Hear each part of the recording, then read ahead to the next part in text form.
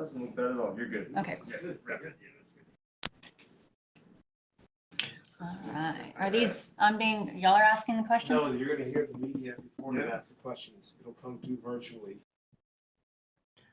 We now welcome the number 9 ranked UFC women's flyweight in the world, Andrea Lee. Hello. Hi, Andrea. We will take the first question from Gabriel Gonzalez with Cageside Press. Good morning, Andrea. How you doing? Hey, Gabriel. I'm doing good.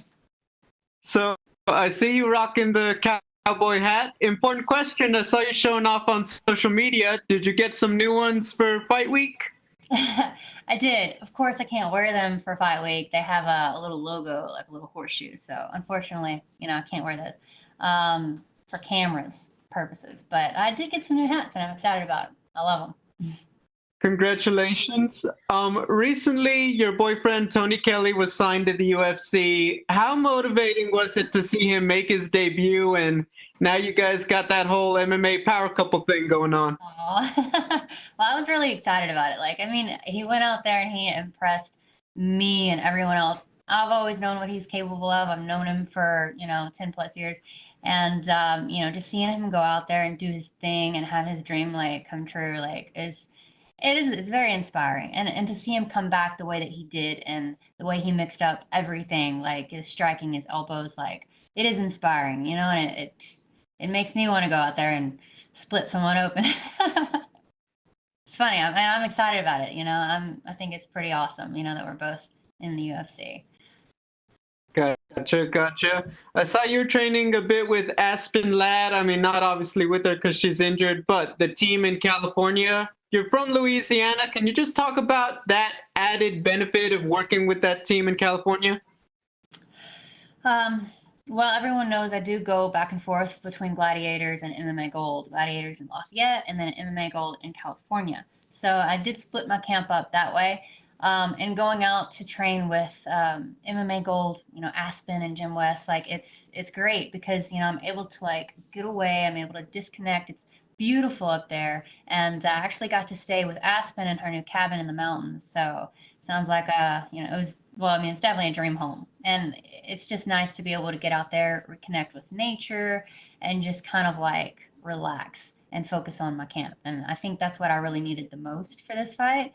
And I think that's what I need for every camp, like we didn't even have that much signal up there in the mountains. So, I couldn't really be on social media as much, it was good. I loved it, and the training quality is amazing. They schedule everything, to work around me and what it is that I need to do and how I'm game planning. Like all the coaches are on the same like playing field, and, we all work together. And I feel like I've had a really great camp. I feel good.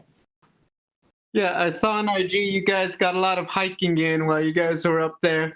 I do have a question because I think a lot of people saw you be very entertained by Roxanne's trash talk, quote unquote. Can you just talk about what it's like to fight somebody that you are friendly with as opposed to, maybe other opponents, you don't know them as well. You could be a little more indifferent and focus more on the competition. Well, the trash talking was hilarious. Yes. I enjoyed watching that. Even the first time that Roxy and I fought, she made light of the situation. She kind of she said, "Let's get dangerous," and like had the whole Darkwing Duck thing. And anyways, it was funny. It was cute. That's just Roxy. That's just how she is. I think it doesn't like take away from, what we are going to do. We're going to go in there and we're going to fight and we're going to put on an incredible performance for everyone. Business is business. We were able to like, put our relationships, our friendships aside, and do what we got to do. It is, I guess it is, I don't know. I guess maybe it makes fight week a little bit easier, because you don't have all the butterflies, maybe. I just feel really good about this fight. I'm excited to be here. And, I like not having, like, I'm not a trash talker. So I like this, neither one of us, feel any ill will towards the other. We don't have any animosity towards each other. I like this. Sorry, that was a Gotcha. long response. No, it was great. My final question, with the shakeup, with the main event and everything, your fight has a lot more attention going into Saturday. How do you feel about that? I mean, I think for a lot of people, if you get the win, this really does bounce you forward even more because of all the attention that you would get as opposed to before. Well, that's what I want. I want to be bounced forward. I need that. So I don't really know where it's going to put me in the ranks, but like I'm excited about going out there and getting this win.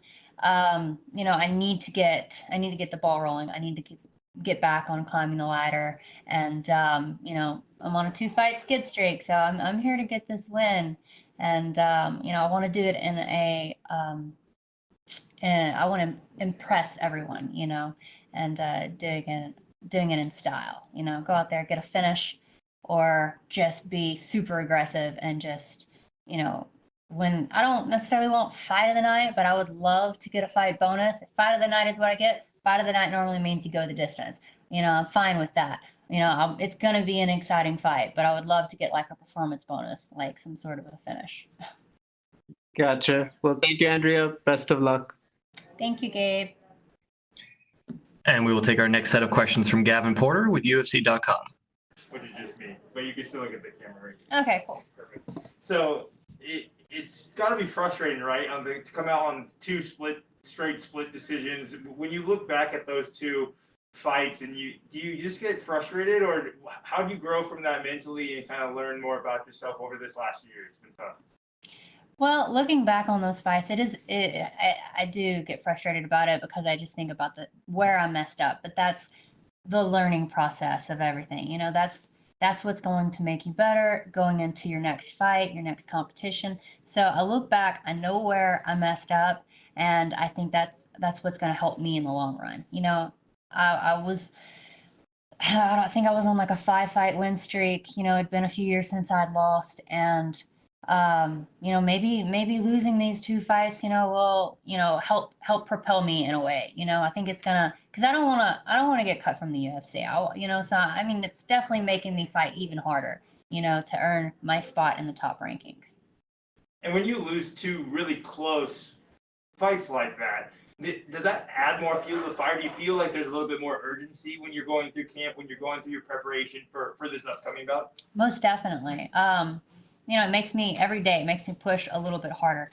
And, my conditioning, I mean, I've pushed it, I feel like I'm still pushing it. I still feel like I haven't done enough. I know I have, and I feel great, but it's like, I still feel like every day is another day to continue to push and to get a little bit better, and I'm trying to I'm like, today's still a learning day. Today's still a day that I can get better. Even though weigh-ins is tomorrow and the fight's on Saturday, like I'm still pushing myself.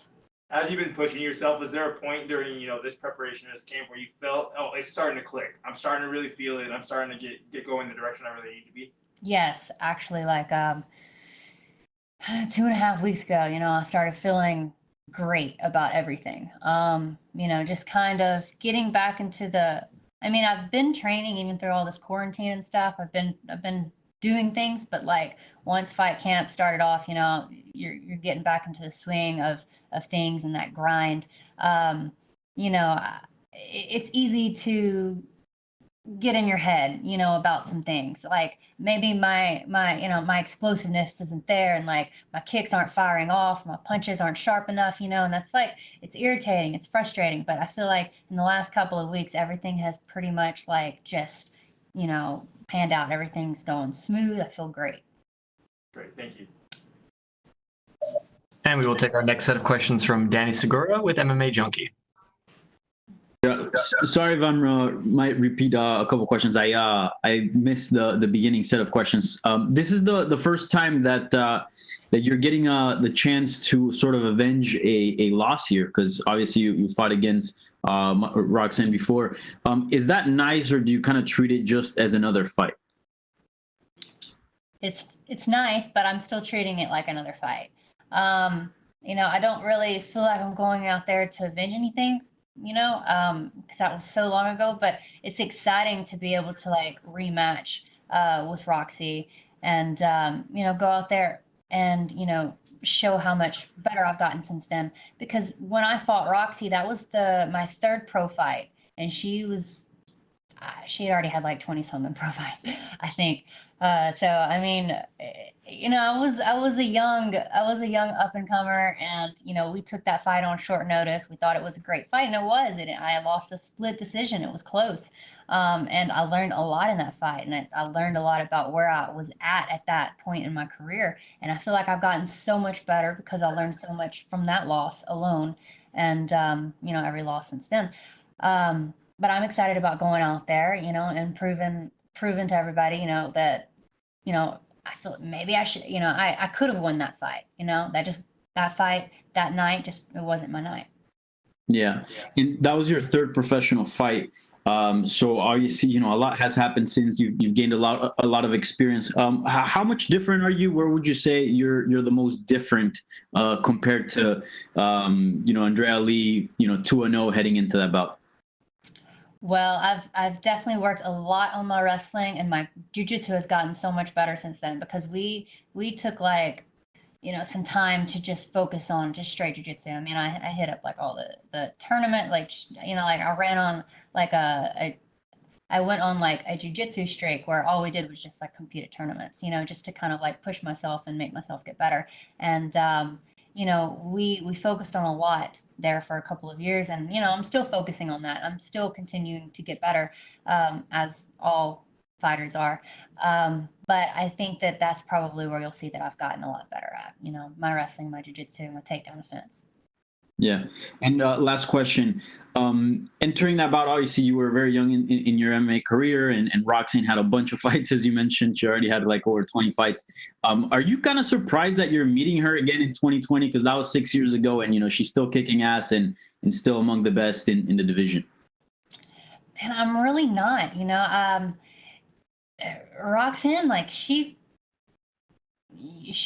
does surprise me, but she's inspiring. I mean, the fact that she's in the UFC, still been in the top 10, she came back, she got cut from the UFC, went back to Invicta, went on a win streak, and then got called back into the UFC, and she's been in the UFC ever since. I mean, that's super impressive and inspiring to me. It doesn't surprise me that her and I are matching back up. I knew it was going to happen eventually. I've had people that have always asked me at the end of every fight, you need to call out Roxanne. I'm like, no, I'm not gonna, because I don't like to call out people, but I've had people been wanting this match to happen, and I was like, it's gonna happen on its own time, so just let it happen. And it worked out perfectly. I mean, we both lost to Lauren, she was our last opponent, and I had a feeling that they were going to match me and Roxy up, and then whenever I got the call and the name was Roxy, I was like, I knew it.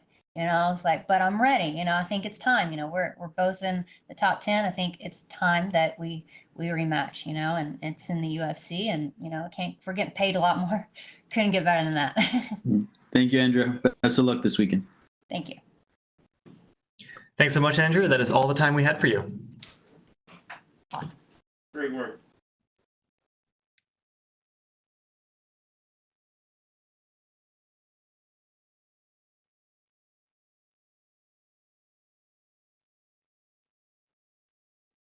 Next up, we will be joined by one half of our main event and the number 8 ranked UFC women's strawweight, Michelle Waterson.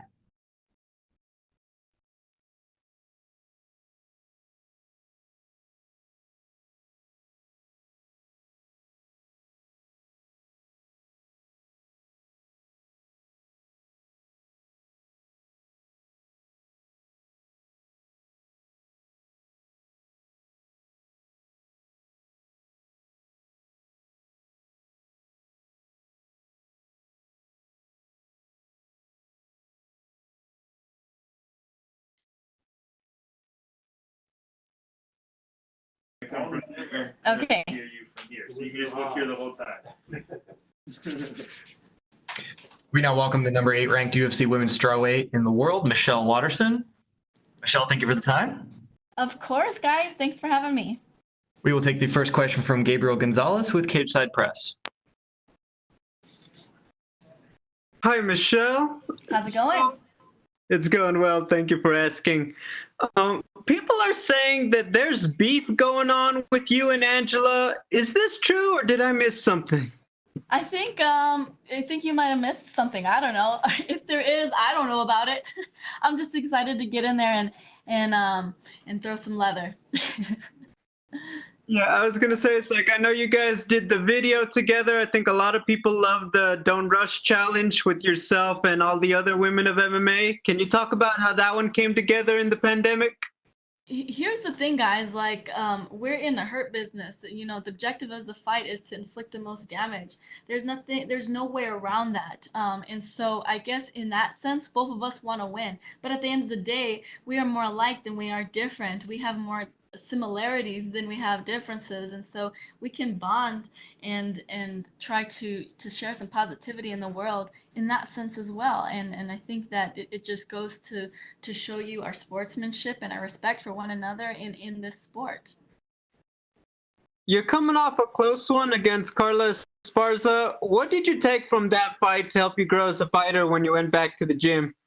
To not be so hung up on strategy. I think that it's kind of hard to say. It's always going to be those shoulda, woulda, couldas. And what I understand is that everything happens for a reason, and I had to come back to the gym and understand to not leave it in the hands of the judges.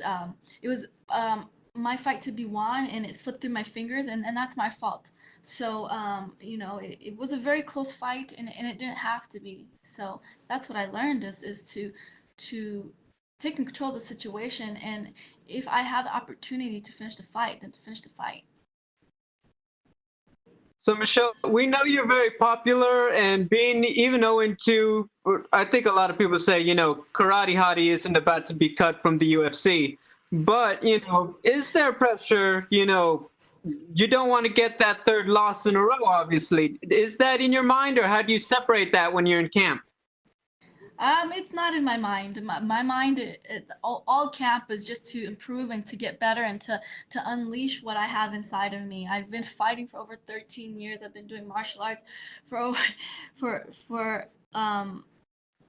over 25 years. I mean, it's insane that I don't go in and step into the octagon and unleash all of my tools. And so that's just what I've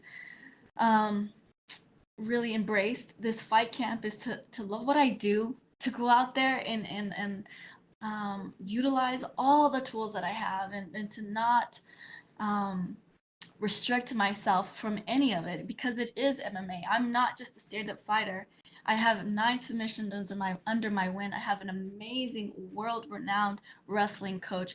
I have an amazing husband who was an amazing boxer in his own right, who's been sharpening my tools as a boxer. So I have all these tools. I'm just gonna let it all out.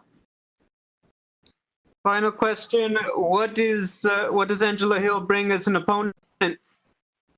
I think Angela Hill is hungry. I think that she has a lot of grit. I think she's riding on this momentous string of fights that she's had. She's a volume striker, and she's game. Those are the things that she presents, and those are the things that I'm ready for. Thank you, Michelle. Good luck. Thank you. We will take the next set of questions from Ezekiel Berganzi with Super Luchas. Hello, Michelle. How are you? I'm good. How are you? Fine, thank you. So, how do you feel now that on short notice you became the main event of this evening? It's really exciting. I am grateful that the UFC put trust in Angela and I to put on a show strong enough to uphold the main event, and I know that we will deliver. The strawweights always deliver.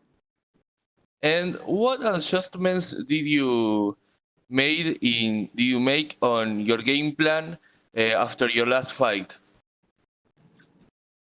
I think it's just to let it fly, honestly. Sometimes it takes a couple of fights for things to come out that you've been working on, and every fight I learn and I grow and I evolve as a fighter, and I allow my weaknesses to become my strengths. So when you're fighting in the sport of MMA, there's so many things to focus on, and so I just focus on being the best mixed martial artist that I could be. And you and Angela both come with losses, so I really expect that you know are going to fight really with this hunger of winning. No, so what kind of fight do you expect, taking account this fact? I think you hit it on the nail when you said that we're both really hungry to get back in there and get in the win column, especially after those controversial fights. And that's what it is. I'm hungry and I'm looking to fill my belly with that W. And so I know she is too, but I'm starving. Well, thank you very much and good luck on Saturday. Thank you. And we will take our next questions from Danny Segura with MMA Junkie. Hey, Michelle. Just last weekend, we saw Alistair Overeem, a veteran of the sport, say basically like he was understanding that he was on his last title run. You're 34 years old. I know you're still in shape and still competing with the best. But I'm wondering, do you kind of feel like that? Do you feel like the clock is ticking for you here and you got to turn things around? Or do you see yourself still having a sort of long career? I found myself falling into the trap of trying to look ahead and trying to map out my journey. And all that does is distract me from being in the moment. And so right now I'm in the moment. My focus and mission is to beat Angela this Saturday. And that's what I'm focusing on. And, martial arts will always be a part of my life regardless. But I'm not looking past Angela. My focus is this Saturday. And speaking of Angela, her last bout was pretty controversial. I'm wondering if you got to see her last fight, and what you think of it. Did you think that she got wrong there in the decision? Do you think she should have won that fight? I think it depends on the type of style you like to watch. Do you like to watch a striker, or do you like to watch a grappler who is constantly putting forward pressure and controlling the cage? It really depends. That fight could have gone either way, the same as me and Carla's fight could have gone either way. So I think that's probably one of the reasons why they matched the two of us up. So I'm guessing you thought she won since you're a striker and you like watching striking, or no? I know I'm the karate hottie, but I wouldn't consider myself a striker. I would consider myself a mixed martial artist. And I have a lot of wins by submission. So, like I said, that fight could have gone either way. I did watch it back and turned off the commentating. And I thought that Claudia did enough to win. And Angela recently entered the rankings, but a lot of people, even Claudia Gadelha, after the fight, said she was very underrated, and she's actually been among the top for quite some time. Do you feel that way towards Angela? Do you feel like maybe she's a bit underrated in her career? I think that Angela has done an amazing job at climbing up the ladder and taking fights and doing what she has to do to get noticed. She's a scrappy fighter and a volume fighter, and her skills have only been improving since she's come back to the UFC after becoming champion at Victa. I never underestimate any of my opponents that I step inside the cage with. All right, thank you, Michelle. Good luck this weekend. We will take our next questions from Van Tate with KRQE News. What's going on, Michelle? Hey, Van. Good to hear from you. Yeah. Well, hey, so since you guys got bumped up to main event, and I know you're excited about being the main event, have you had to guard against like being too pumped up? Like just let it be the main event, just treat it as a regular fight. I think that's kind of my MO anytime I come to fight for fight week is, regardless of its main event, first fight of the night, a fight in the back alley, or amongst a million fans, when you step into the octagon, it's just you and your opponent across the cage, and that's always been my go-to when it comes to how do I approach the fight. And then each training camp has its own feel. How did you feel with this camp? And as you head into this fight? It was an amazing camp.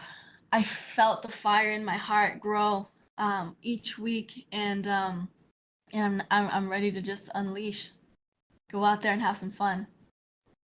And what do you think you have to do to be successful in this fight? just have to be myself. Go out there, bite down on my mouthpiece, and let it go. Do you feel like since you guys have that in common as far as being former Invicta champions, that's just another carrot on the table to fight for, right? Absolutely. You know, I fight because I want to win, and I want to beat the very best out there. So for sure, it'd be great on my resume. Do you feel like you need this one as far as to keep your name in the conversation for the UFC strawweight title, you know, as a contender and to get that shot? Yeah, absolutely. And could you elaborate on that? Why you feel like that? Both Angela and I are chomping at the bits to get to the top, and there's kind of a stale, like it's kind of stagnant at the top because of the nature of what has happened, you know, in the world today. You know, Nina is out because she's getting ready to have a baby, and Suarez is injured. Rose just broke her nose, and so, you know, there's some wiggle room for who gets the next shot at the title, and I want it to be me. And I know there's not going to be a crowd there and stuff like that, but do you guys still work on your entrance, how you want to come in? Even without a crowd there, do you still want to look fly when you're coming in? Oh, I'm looking fly no matter what, even when I'm waking up. But you know, we prepared for what it feels like to walk out without a crowd, and so it's like, what, I pull energy from the crowd, but now what do I pull energy from? I pull energy from the sound of my glove hitting her face. I pull energy from the sound of my shin hitting her thigh. I pull energy from the sound of her body hitting the mat. That's where I'll pull the energy from. Okay, sounds like she's going to get roughed up a little bit. So, hey, thanks so much, Michelle. Always a pleasure to talk to you. Thank you. We'll take our next question from Damon Martin with MMA Fighting. Hey, Michelle. I apologize if this was asked already, but I saw, obviously, when this fight got bumped up to main event, you guys are doing 5 rounds. Now, we've seen a couple other short notice main events come together, the Anthony Smith fight, and they ended up being 3 rounds.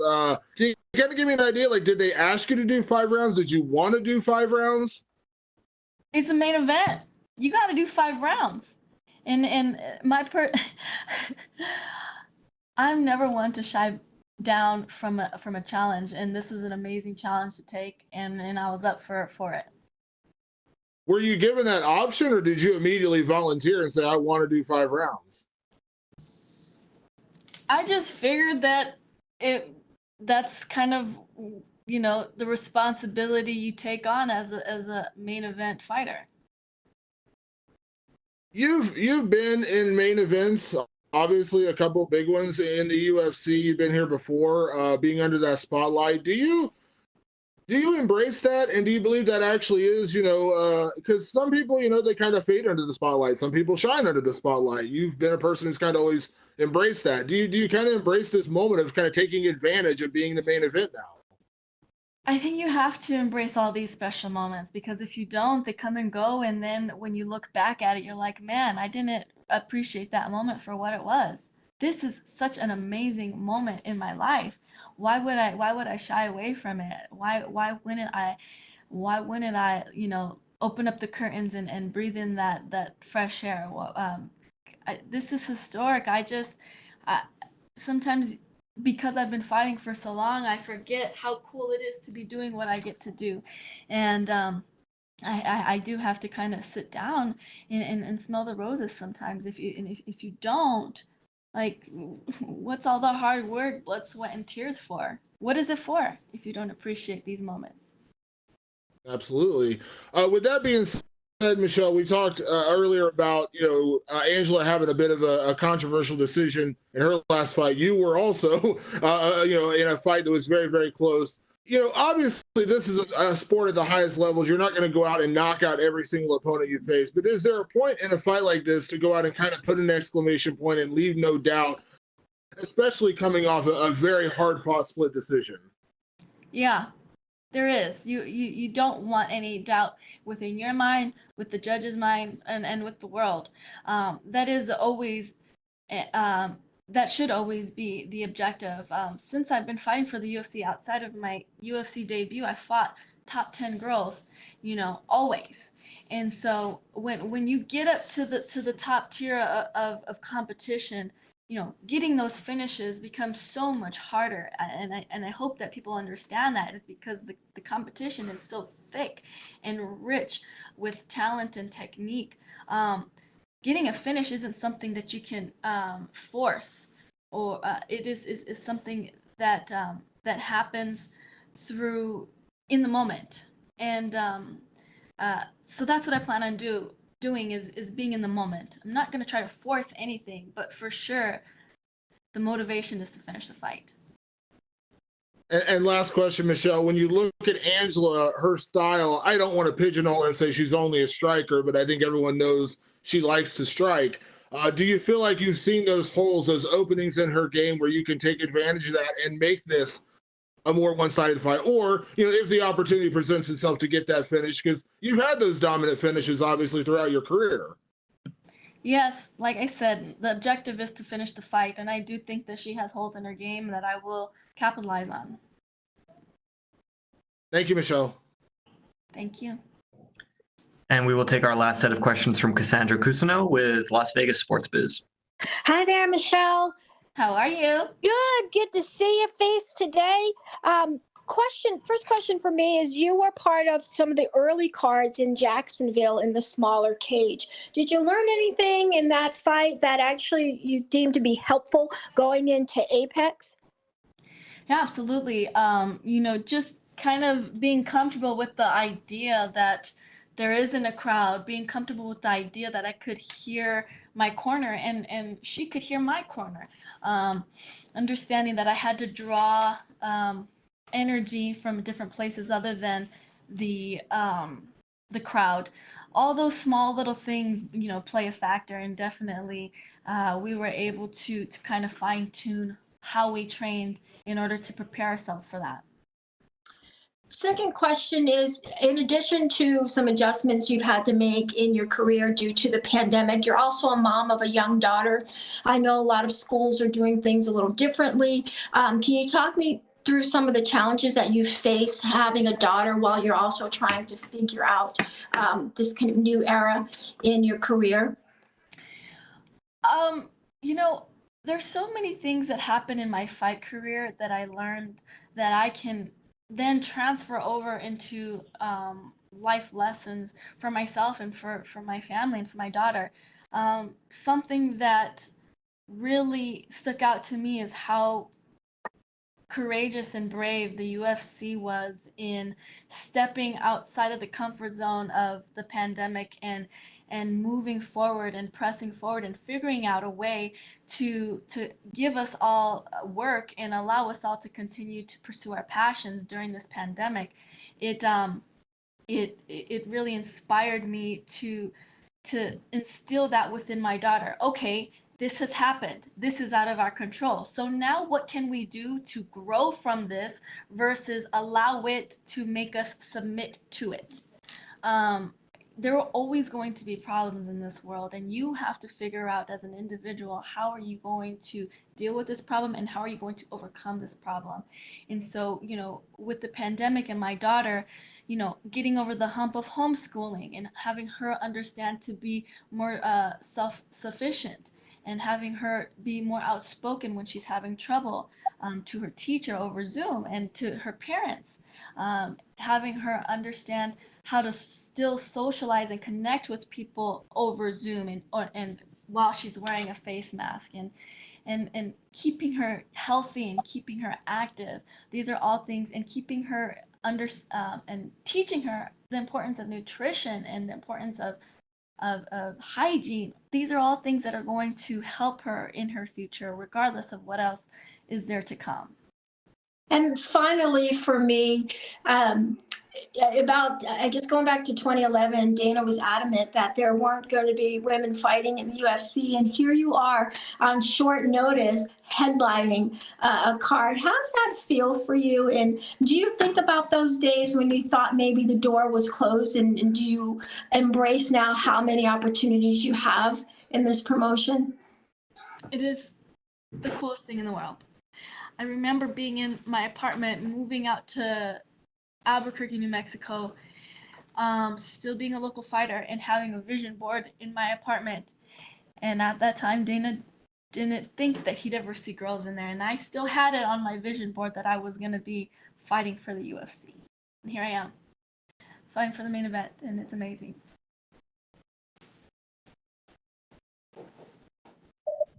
Thank you, Michelle. Good luck Saturday. Thank you. Thank you, Michelle. That is all the time we had for you. Thanks, guys.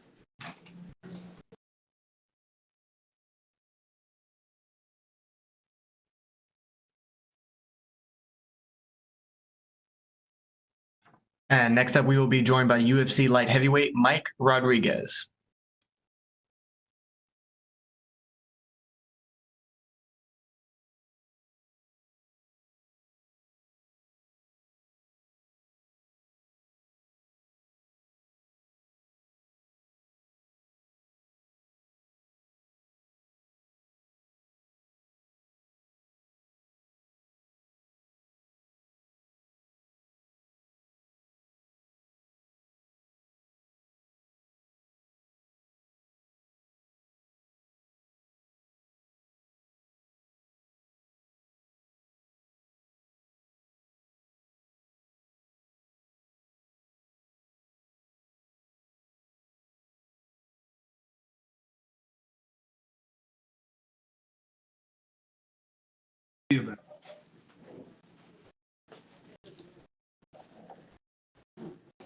One of the strongest Twitter games in MMA right here.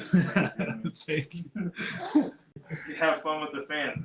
Some people don't do that. I love Yeah, I like interacting with people. I love people, so it's always fun to interact, and usually I get a lot of positive feedback and love and support. So yeah, why not return it? And not afraid to laugh at yourself too, like posting like me. Oh yeah.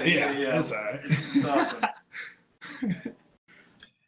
We now welcome UFC light heavyweight Mike Rodriguez. Mike, thank you for the time, sir. Yeah, no problem. We will take the first question from Gabriel Gonzalez with Cape Side Press.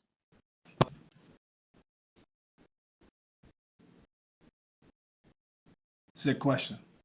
Next question. Let me stop. Sorry, 1 second, Mike. Yeah, no, go ahead.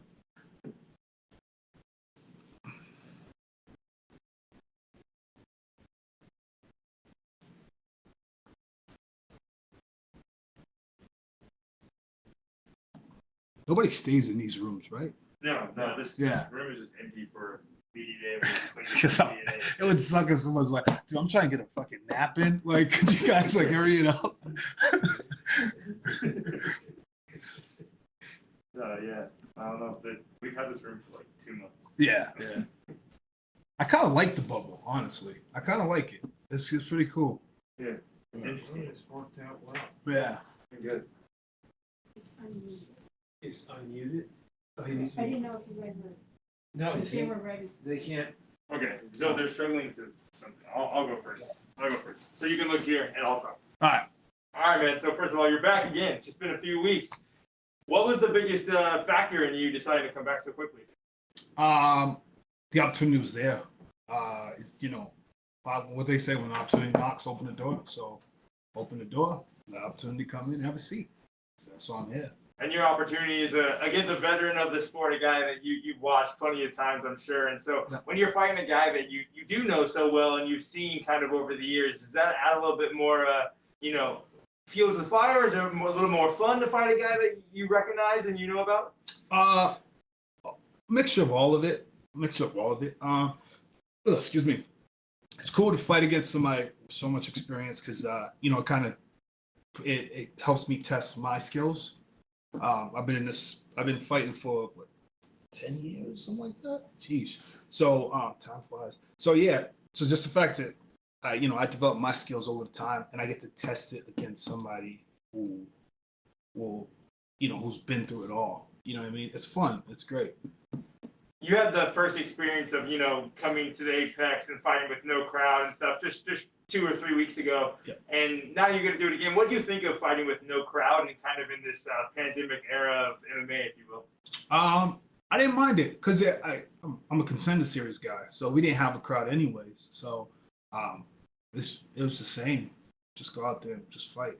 I can't really focus on the crowd anyways when somebody's 205 trying to punch me in the face.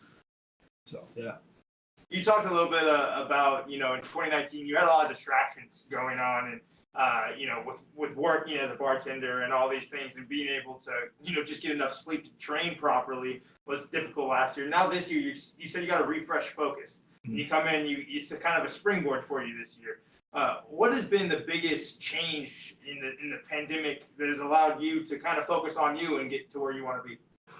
I would say the biggest change, I would say just being able to solely focus on fighting, nothing else. I don't have to worry about like, oh, what's my schedule for next weekend? What do I need for the bar? What cups I need? Like, I don't have to focus on any of that other external stresses, I could just train. And I think this is like the best moment for everybody, because all we can do is what we love to do, which is train and fight. That's it. You can't do nothing else. You can't go to clubs. You can't, you know what I mean? You can't really go out to the restaurants, none of that. So just train and fight. So why not abuse that as much as possible? And I wanted to ask, how satisfying was that win that you got just 3 weeks ago, coming off of the difficult end that you had in 2019, and then to get that big victory pretty quickly as well and come out healthy? How satisfying was it for you?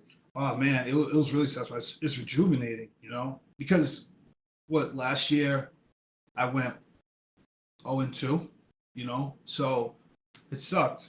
Well, you don't get 1-1 because one was a no contest. But even still, even that no contest, I lost, And so being able to spring back for a win, to getting back in that winning column was just amazing. It's something what I needed, what my fan base needed, my friends, my family, like everybody who supports me. It was something that we needed. And it gave us hope that we're still in this fight. We can still do it. And when you get a win like that, and you ride an emotional high into this next one, considering it's just right around the corner. Sometimes you get a win and you wait 6 months, 8 months, a year, whatever. You're waiting 3 weeks before you jump back in there. Are you still kind of riding that emotional high and that momentum into this fight? No. To me, I'm a reset person. So it's the past. You accept the past. It's over and done with. So I won 3 weeks ago. It happened. It's done. Had my fun the week after. You know what I mean? I had my camp with my family. It was great. And then I had to get back to work. So it's just back to work. It's like from ground zero all over again. So we went up, then we went right back down to build back up. That's it. Perfect. Thanks, Mike. I think someone else is going to ask a question. It's just... Yeah, Mike, we're going to try this again. We're going to take Gabriel Gonzalez from Cage Side Press. All right, cool. Hey, Mike, can you hear me this time? I'm sorry, man. It's all right. Yeah, I can hear you. Yeah, so if I missed it, I apologize. Technical issues. Just really want to ask how this fight came together seemingly so quickly. So, after I beat Pretz, I was injury free. Didn't have nothing wrong with me. It was golden. And I got to I was at the airport, and Joe Lozon and Steve Mays, my two coaches, they both texted me. I was like, stay ready. Because the way everything's going right now, you don't know what can happen. Opportunity will come. So I said, all right, cool. So they're like, take your time, enjoy your time off. And then, the wife and the kids, we enjoyed our camping trip, because we planned a camping trip the following week. And then right after that, I was done with the camping trip. I went right back to the gym. Did a little bit of work with some teammates. And then as soon as I was done training, got a phone call from Tyson, my manager, and he was like, hey, remember when I told you to stay ready? I'm like, yeah. He's like, we got something. You're fighting Ed Herman. And he's like, Tyson, you want to take the fight? I'm like, yeah, take that fight. Let's run it. And he was like, all right, yeah, cool. So that's how we ended up getting it. But I'm glad for Ed, because he went through 5 or 6 opponent changes, right? I believe so, yeah. Yeah, so yeah, it's good. It's all good. I mean, we'll certainly be asking him about that. Can I ask, you just fought recently, you're right back at the Apex. I'm assuming they have you at the same hotel in Vegas. I mean, does it feel like deja vu? I mean, when you're in the UFC, it's very rare that you're going straight back to the same exact place immediately. I know, right? It just feels comfortable, because I was already here, I'm a person, I get comfortable quick. I was already here, so I already know how everything that happened and how everything works and everything. So I just adapted and just soak it all up. Do you do things like ask for the same hotel room or anything like that? No. Nah, I just took whatever they gave me. Gotcha. You talk about Ed Herman. Obviously, this guy's got a lot more UFC fights than a lot of people. I mean, just talk about him and your assessment of him as an opponent. Ed Herman's, he's good. He's tough. He's so tanky. I didn't realize how tanky he was until I went back and watched some fights. He's very tanky. So that's something that you got to take into consideration. Because I can't think of, oh yeah, I'm just gonna go blow him out of the water in the first round. Guys like that doesn't happen. So I got to be smart, more persistent. Discipline, persistence is, I think, what is not what I think is what beats him. Is that so? As long as I'm stay disciplined and stay persistent, I will get the win for sure. But yeah, he's good, and he's really good at bringing people into brawls. And he's a brawler himself, so he's really good at that. So it's gonna be awesome. Hey, thanks, Mike. Good luck. No problem. Thank you. And we will take our next set of questions from Danny Segura with MMA Junkie. Hey, Mike, just quickly, you said he was tanky. What do you mean by that? I'm sorry, durable. He's very durable. Oh, okay. All right. Yeah, no, I figured it'd be something along those lines. And obviously this is somewhat of a short notice fight for you. In these type of fights, like, is there much time to strategize, or do you kind of just go in there and fight? Well, we didn't really have much time to game plan with him. So we just kind of just went in there and fight. The only thing we really touch up on is a lot of his clinch work. He has good clinch work. He's really good on the clinch. Granted, I know y'all well, you just wanted to clinch, but yeah, his clinch is good too. So that's something to take into consider. He just has a different style of clinching. Muay Thai is my dominant background, so I have more Muay Thai clinching. He is wrestling, so he has more that Greco Team Quest type of clinch. But it's gonna be interesting. It's gonna be a clash of styles. It's gonna be cool. Yeah, and as a guy that's I know you've been in the UFC now for a couple of years, but as a guy that's been fairly new, let's just say, is it nice to get these type of opponents, and are these the kind of names that you're looking for, like these veterans that have been around for quite some time and are quite well known by fans? Yeah, it's awesome. I like this fight a lot. I really do. Matter of fact, I love this fight a lot. It's cool to fight someone from a whole nother generation. I'm like more the newer breed, more the newer generation, and he's more the older generation. What inspired me to get here, he's one of the guys, So it's cool to test your skills against the guys you was watching. I think it's awesome. Yeah. And what about the weight cut? Obviously, another weight cut within a sort of short amount of time span. How do you feel weight cut wise? And is that ever an issue, like taking fights? Like, oh wait, let me check up on my weight first. No, so when I said I didn't balloon up, so that was good. They got me at a good time. I was walking around. I would say 223-ish, 225. So that's good. I was yeah. So that was more an incentive to take the fight because my weight was already low. So I was yeah, let's do it. Yeah, for sure. And I know you're a Twitch streamer. What are you playing these days? Recently, I haven't been able to set up consistent stream schedule due to all the training I've been doing, but when I get back, I'll start focusing on that. And the game is always Siege. I play a lot of Siege. That's my lifestyle game. But right now, what I've been playing in the room on Fight Week is Ghost of Tsushima. Man, that game is so fun. It's dope. Highly recommend it. It's really good. Definitely gonna check that out. All right, thanks, Mike. Best of luck this weekend. Thank you. Thanks so much, Mike. That is all the time we had for you, sir. Thank you, guys. You guys have a good one.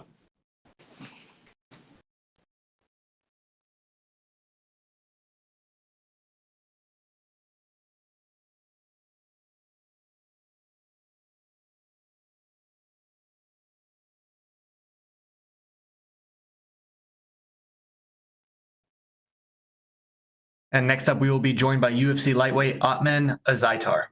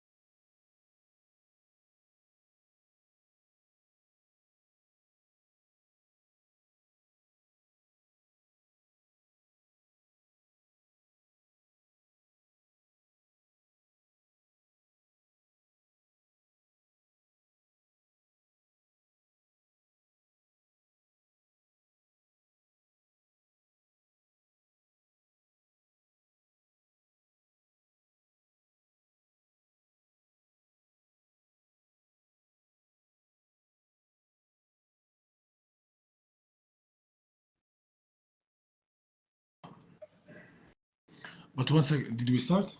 They're gonna introduce you, sir. Who gonna ask me? It's gonna be questions from the laptop. You'll hear it as reporters from around the country, around the world. You'll hear them, but you won't see them. Okay, and I have time to answer? Or? Yeah, you don't have time. It's just like a regular interview. Yep. Okay. Just like a phone interview, but just through there, and you're just looking at it the whole time. Okay. We now welcome UFC lightweight Ottman Azaitar. Ottman, thank you for the time today, sir. Thank you. We will take the first question from Gabriel Gonzalez with Cage Side Press. Okay, Hello. welcome. Hi, Ottman. Can you hear me? Yes, I hear you. Loud. Perfect. Thank you. Loud and clear. Well, much. So this fight was rescheduled from several months ago. How did you take the extra time to prepare for this specific opponent? Yeah, it was supposed to be normally in April 18, but because of the global pandemic, it was canceled. So, yeah, I used the time to stay in training, to stay safe and healthy. And I wish the whole world too. Yes, I used the whole time training and was waiting till I get the opportunity to fight again. And now we got it. Was there ever any talk about fighting somebody else? No. The time when I get the opportunity to fight again, it was the same opponent like last time. Gotcha.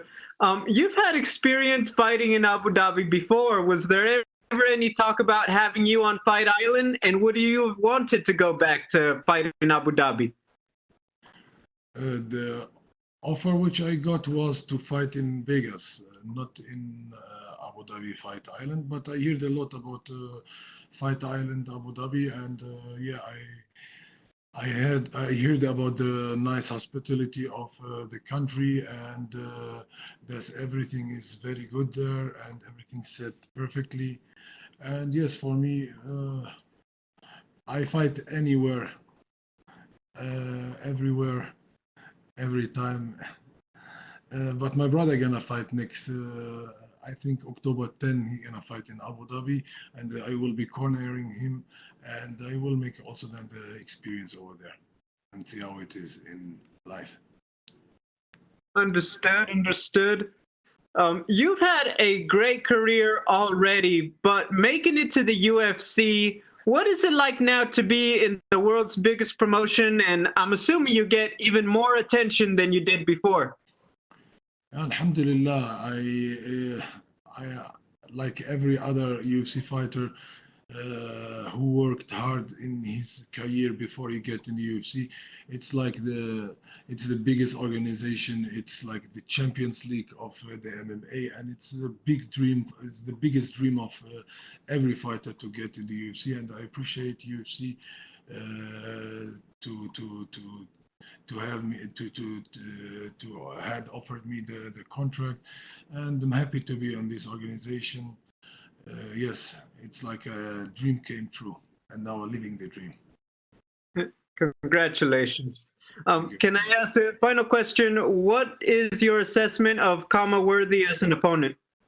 Assessment? What's the assessment? Just what do you think of him as an opponent? What makes him dangerous? For me, it doesn't matter. I take every opponent serious, and for me, every opponent is a threat, and every opponent is dangerous. It's MMA. It's not dancing or something like this. You know, we have small gloves, 4 ounces. Every punch can decide the fight. So you have to take every opponent serious. So I don't make a difference between him or other opponents. And yes, this is the work of my coaches to watch him and to prepare me in the way I have to fight him. Thank you and good luck. Welcome. Thank you very much. We will take our next questions from Gavin Porter with UFC.com.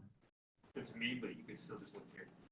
Still. Okay. All right, so you're fighting a guy in Khama Worthy who's coming off of a couple big UFC victories. When you're fighting a guy with momentum like that, and you're undefeated, do you think this is an important matchup for this division and for your career?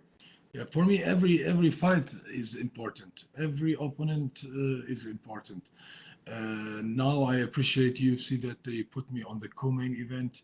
I appreciate them a lot for this trust, and it's a motivation for me to give my best, to put my whole effort. Yes, to show myself from my best side and to put the best performance I can do. It's been almost a year since we've seen you fight in the UFC. What in the time in this year have you added to your game that you're excited to show off on Saturday? Yeah, I've been training the whole year. I improved my skills in wrestling, in jiu-jitsu, and yes, let's see. The last time we saw you was a spectacular knockout. Do you believe that that's the type of things that fans and we can come to expect from when we get to see one of your fights? I think the fans like and love fights in stand up. They want to see blood. They want to see knockouts, punches. This is what the fans like, and we have to be also grateful and thankful to the fans and try to give them back what they want to see. And what we expect, I don't know. I never give predictions. I can just say that I gave already my best in the training, and this I gonna do also in the fight, inshallah. Is that your style? Is that what we can expect from you? Is those type of exciting stand-up fights? I hope so. I don't like to give props to myself, but if the fans see it like this, I appreciate it, and I hope that they like my style and find that my style is exciting. And I have done everything right. And my last question is, if you get this win, especially and you make a statement over someone who has a couple UFC wins in a row over some notable guys like Khama Worthy does, where do you think it puts you going forward in your career? Every fight brings you forward, and every fight is a step, and you have to focus for every step. And when you finish this step, then you think about the bigger steps. So the next steps, inshallah, will be bigger steps, and this is like a topic which I have to discuss with the management and with the coaches. But alhamdulillah, we are ready for everything. Great, thank you. Welcome. Thank you so much, Ottman. That is all the time we had for you. Thank you very much. And thank you, everybody outside there, for your support. I really appreciate it. And I hope, inshallah, we give you the best performance we can do.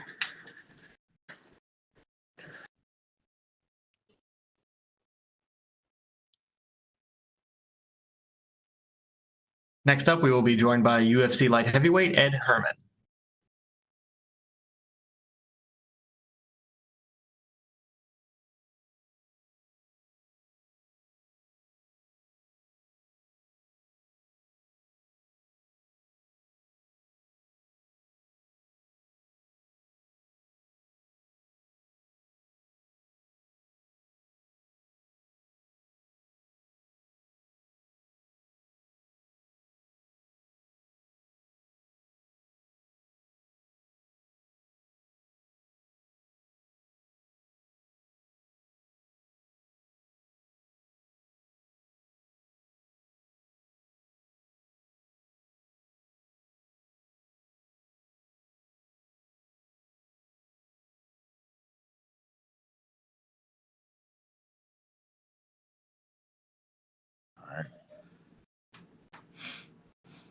We now welcome UFC light heavyweight Ed Herman. Ed, thank you for the time today, sir. Yep, no problem. We will take the first question from Gabriel Gonzalez with Cageside Press.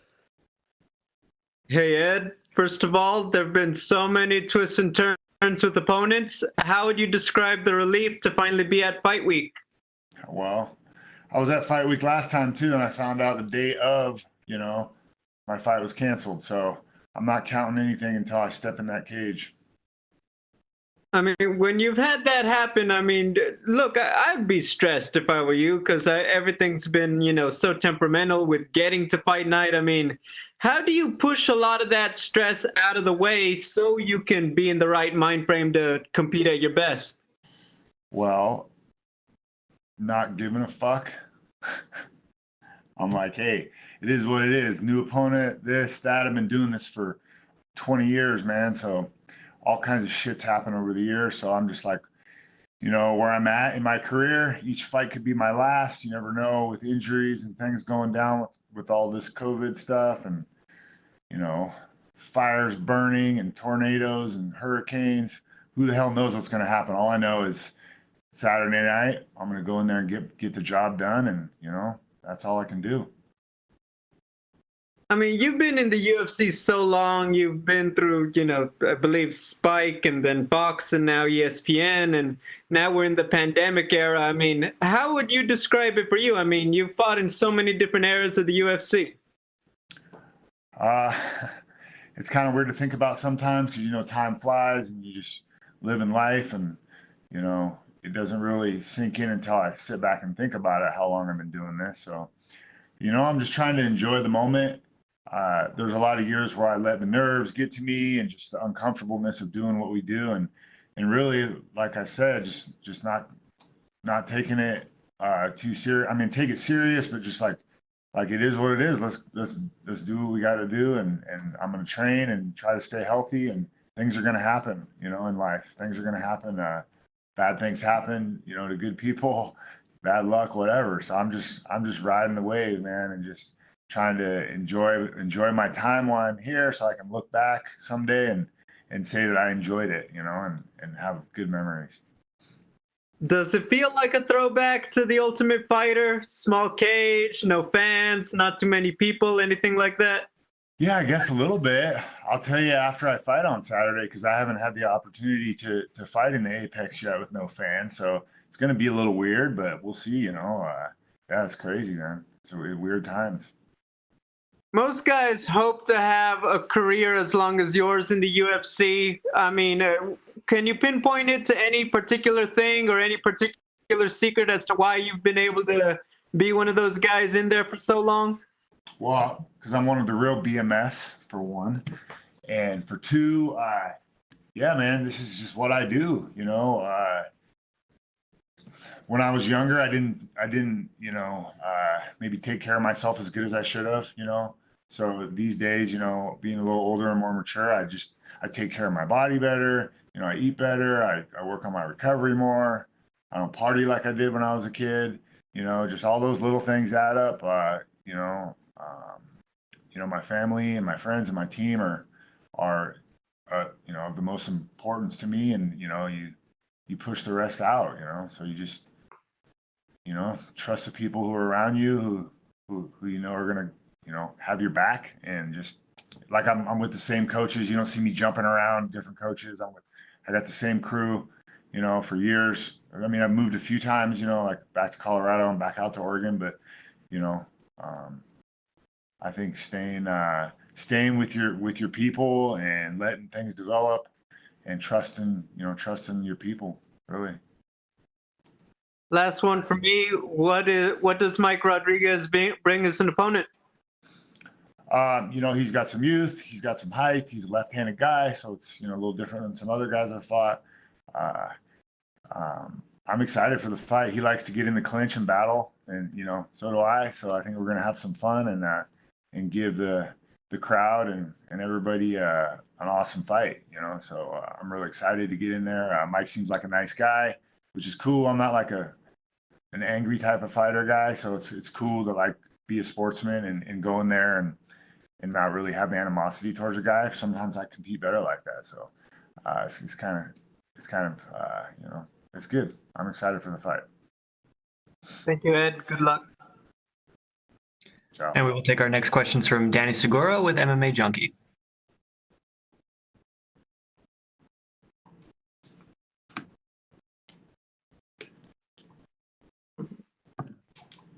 Sorry, one second. Can you hear me? Yo. Hello? I can hear you. You can hear me? Yes. Oh, okay. Yeah, I was saying, like, you know, you've been around the sport for quite some time. This whole thing's crazy with the pandemic. Plus, like, I think you've had a very unique case with all the bouts that have fallen through. Would you say this is like the craziest thing you've witnessed in the last few weeks? Like the craziest period of your fight career? Yes, it kind of reminds me of like the beginning of my career when, you know, you wouldn't even know who your opponent was, you know, you'd always have like changes. There was no like, the internet wasn't like it is now with all the social media. You know, I think we had MySpace back then. So it's like, it reminds me of that a little bit, and just kind of, you know, with the changes, and just like, whatever it is, what it is, whoever they're going to put in front of me, I'm going to be ready for. Yeah. Has all these bouts falling through, has it made you more eager to get in there? Like, do you feel like, I don't know, do you feel any differently heading into this fight because all the missed opportunities? You know, not really. Like at first, when the Mershart fight originally fell through back in July, it was pretty frustrating. But you know, I kind of got my head right and just got back to training. And I think I went through 5 opponents for this fight. So you know, after the first or second one, I was kind of just like, whatever, what are you gonna do? So like, I'm fighting somebody. Hopefully they'll get me somebody. I'm gonna be ready. So yeah. And you mentioned earlier how, you know, with all the craziness that's going on in the world, like any fight could be your last fight. But if you could give us sort of a timeline, do you feel like you're sort of wrapping up here in your career? How many fights do you have left in your fight career? I don't know, man. Like I said, one at a time right now is the way I'm looking at it. You know, after this fight, I'll get back home. I'll assess the situation with my team and my family, and my health is, you know, the most important, you know. So as long as I can compete at this level and stay healthy, I'm going to keep doing it, man. I'm finally making some good money, so I'm going to try to keep stacking chips until it's the end, you know. For sure. And is it like a thing where you're just willing to fight anybody, or do you kind of have like a bucket list and certain things you want to accomplish, or certain fighters you'd like to fight? You know, it don't matter to me. I'll fight anybody really. You know, I used to care about the rankings and try to work my way up the rankings and all this stuff, but today with all this craziness, I feel like none of that even matters, man. It's like who's healthy and who's ready to fight. So obviously I'd like to work my way up the rankings and get another title shot. You know, if those are in the cards and I can keep making a run here, freaking awesome, man. So, you know, it is what it is, man. I'm trying to, you know, just take it one fight at a time, which for me, it helps me mentally. I don't put as much stress on myself that way. So just enjoying the moment, and, you know, here to kick some ass until I can't do it anymore. For sure. All right, man. I appreciate the time. Best of luck this weekend. Right on. And we will take our next set of questions from Stephen Morocco with MMA Fighting. Hey, Ed, how has ATT Portland been affected by the fires? By the fires? I heard the power was out, and for a couple days, or a day maybe, because we had some windstorms going on and stuff too. But I don't think the fires have affected the gym. You know, there's a lot going on in our city right now, so you know, it's crazy times. Did you get out of town before the crap really hit the fan? Like with the fires and the windstorm? Kind of, yeah. It was pretty windy the day I left. You know, the plane was rocking around. It was kind of a little scary, but the fires didn't really start happening until like pretty much the day I left, I think. You know, all that other chaos going on, like in Portland and stuff, has been going on for a while. So. Yeah. Correct me if I'm wrong, but don't you have family in Washington? Have you or your family been affected by any of these fires or displaced by them? So I live actually in Vancouver, Washington, which is just, you know, a suburb of Portland, Oregon. So I train in both states, you know, I like depending on what I'm doing. But I have tons of family all over. Nobody's been directly affected. I have a lot of friends who are under, you know, like level 2 evacuations. I have some other friends who have already evacuated. So it's definitely affecting the community and people that I know and stuff like that. But direct family members, no, not yet. My dad lives out in the country a little bit, so I'm a little worried about him because he's a little older and stuff. But yeah, it's pretty sad, man. People are losing their homes. People are losing their lives. It's really sad to see. How would you describe your 2020 overall? 2020 has been pretty fucked, man. I've had 3 full fight camps and I haven't fought yet. I fight Saturday, great. That's one fight, but I had 3 full fight camps with not making any money and not getting to fight. So, I mean, I'm in the best shape of my life almost, I feel like. So that's cool, but at the same time, nobody likes working a half a year and not getting paid. So it's been a little rough financially in that sense. And then again, with all the, the rioting and just all the chaos between people, like politics, splitting families apart. Like me and my brother don't even talk. It's because we're on. We have different ideas of what the hell's going on, and it's been pretty fucked, man. Honestly. Well, you said you and your brother don't talk. Which side are you on? No comment. All right, man. Well, take it easy, man. I hope to see you back in Portland soon. All right. Thank you so much, Ed. That is all the time we had for you, sir. Cool.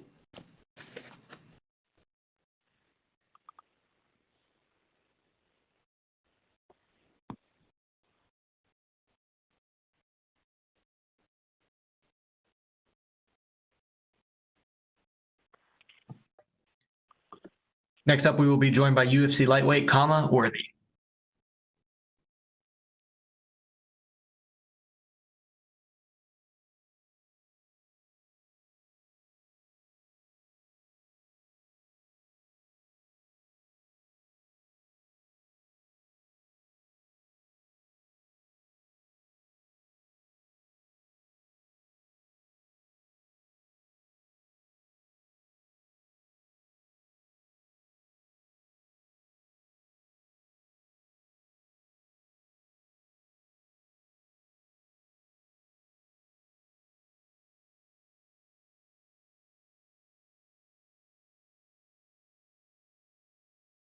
So I got rid of the mustache. I was like, that was my couple of people were saying I should kind of cut my hair back here and just be Danny Glover from every 90s movie. So I was like, nah. Well, I'm gonna just go with the regular. We now welcome UFC lightweight Khama Worthy. Khama, thank you for the time today, sir. Awesome. Thanks for having me. We will take the first questions from Gabriel Gonzalez with Capeside Press. Hey, Khama, how are you? I'm good, man. How are you? I'm doing pretty good, man. Thanks for asking. Great. You had quite the performance last time. Have you seen a rise in popularity since your last fight? Yeah, to a certain degree. People on social media and stuff like that. So my Instagram fan went up a little bit more. I think I broke 10,000. Congratulations. That's always nice. How was preparing for this fight? You guys were scheduled before, then you fought someone else. So what was it like to circle all the way back to Ottman again? I actually asked for this fight. Right after my last fight, my manager asked me who I wanted. I said I wanted this fight simply because we prepared for so long for the April card because I found out I was going to fight him in April and January.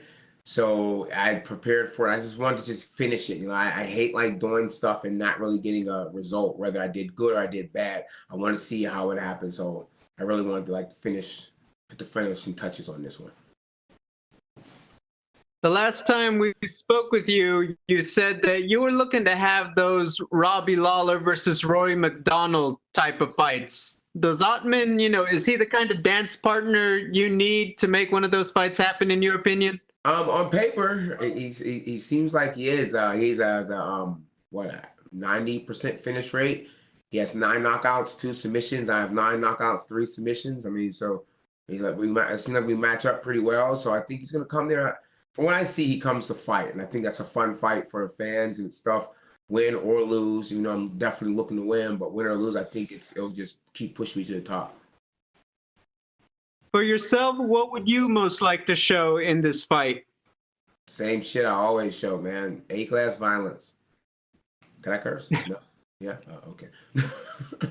Yeah, I'm with it. Hey, good luck, Khama. Thank you. Thank you. We'll take the next questions from Gavin Porter with UFC.com. All right, man. So it's your second fight during this pandemic era, if you will. And what did you kind of take away from the first experience of fighting in the Apex and everything versus your debut, which was obviously a much different circumstance? Yeah, I guess it's weird with the whole no fan thing is kind of weird. Being able to hear everything including the punches and the breathe. Being able to hear your opponent's breathing is weird because you normally only get that when you're training with your partners or like you're training at a gym because there's so much noise going on in fights you can't really hear. But that was the biggest thing for me is hearing their heartbeats, hearing their breathing, hearing when they're picking their breathing up and stuff like that. But I don't really try to really figure out the pattern for the fights too much because everything's different. So I'm expecting a whole different experience this time around. So it's always gonna be a little bit different for every fight.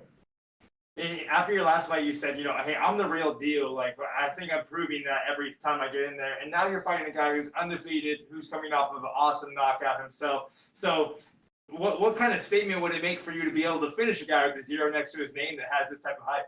I mean, I think it'll just keep building on the type of fighter I am and the type of opponents that I like to fight and the excitement that rises with me and stuff. So, I mean, like, I want to be in good fights, plain and simple. I want fun fights. I mean, I'm okay taking the risk of losing for the reward that I'll get from getting good fights.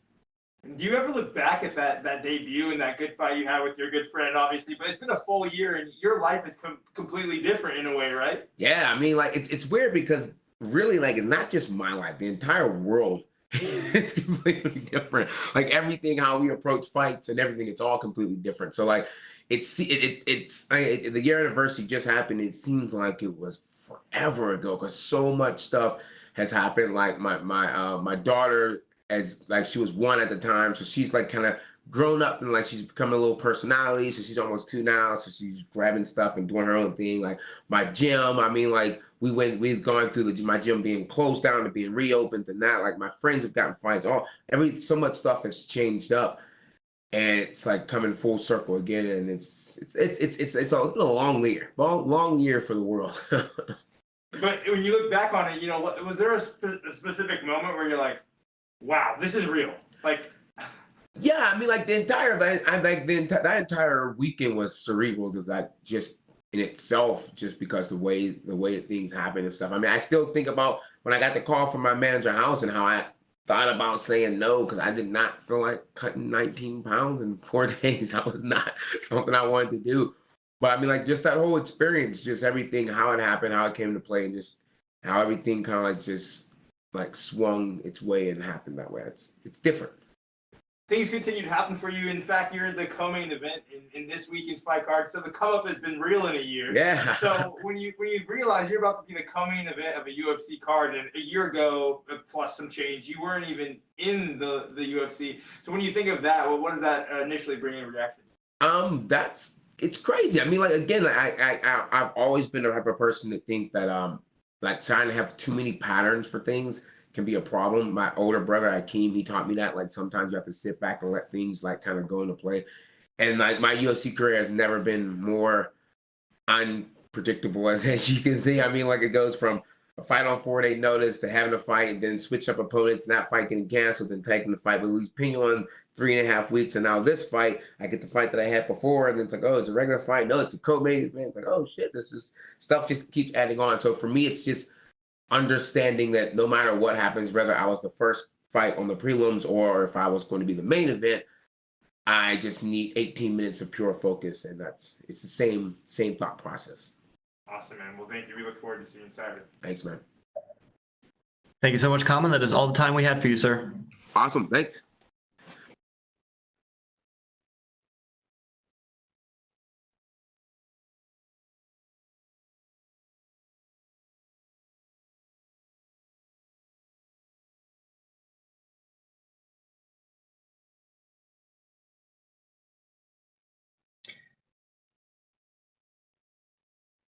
Next up, we will be joined by the other half of our main event, number 13 ranked UFC Women's Strawweight, Angela Hill.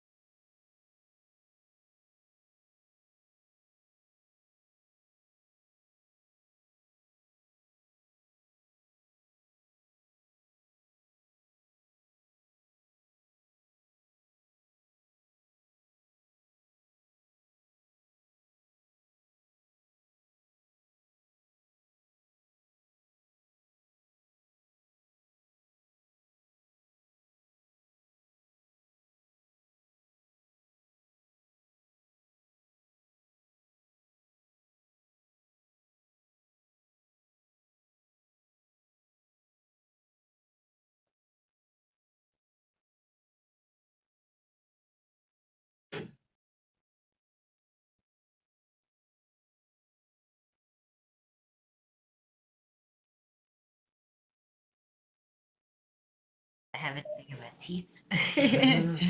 I don't see anything. You want to scoot that way a little. There you go. Yeah. I mean, I don't see anything. I'm zooming down. Okay, cool. As long as the camera can't see it. That's the rule. We now welcome the number 13 ranked UFC women's strawweight in the world, Angela Hill. Angela, thank you for the time. Hey, thanks for having me. We will take the first question from Gabriel Gonzalez with Capeside Press. Hey, Angela. I've heard that there's beef with you and Michelle. I mean, did I miss something? Is this true?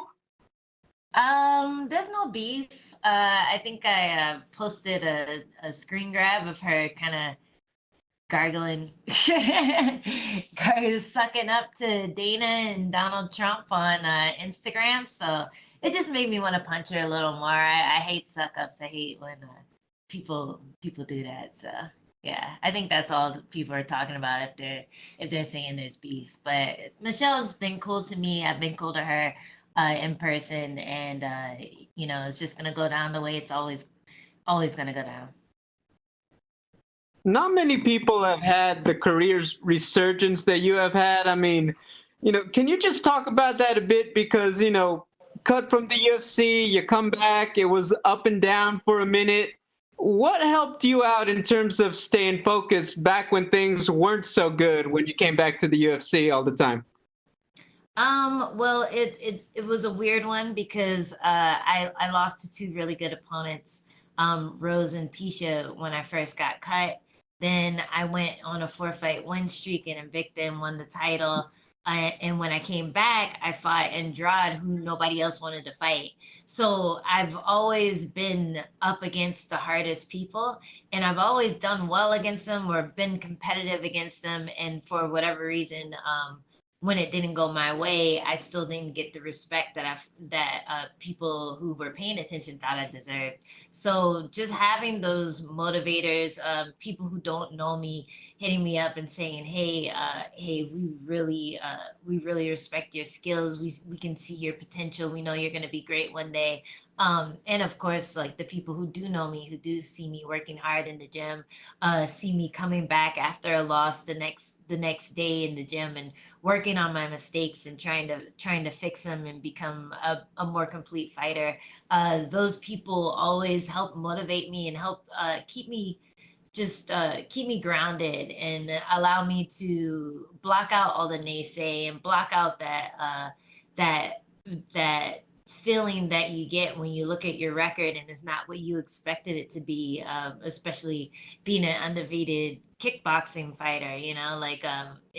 It wasn't what I expected, but I know that I'm stronger for it, and I know that when I do get that title, I'll be able to keep it just because I've been through so many ups and downs, and I've been able to just see my mistakes and fix them.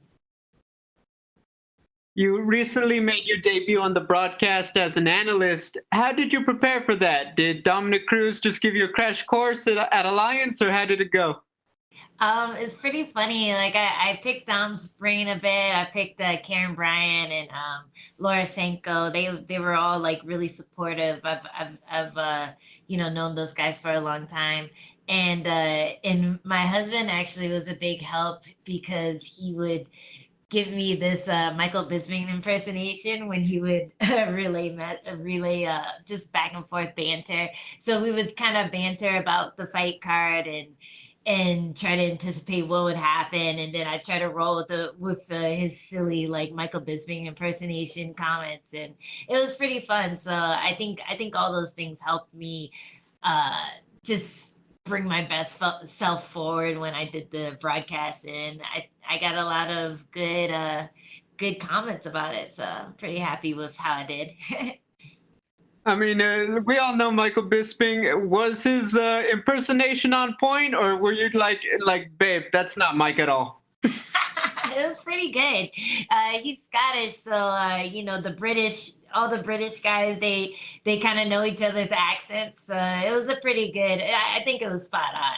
He'll have to do it in front of Mike to get the verdict if it's good or not. I mean, can we talk about a bit of history? Obviously, you know, the first African American female to headline a UFC event. Talk about that, and also the fact that you go into it. You talked about you were on a couple downs before. You've never been more popular. Female cowboy Cerrone and everything. Just can you describe having that accomplishment at this time in your career? It's pretty exciting.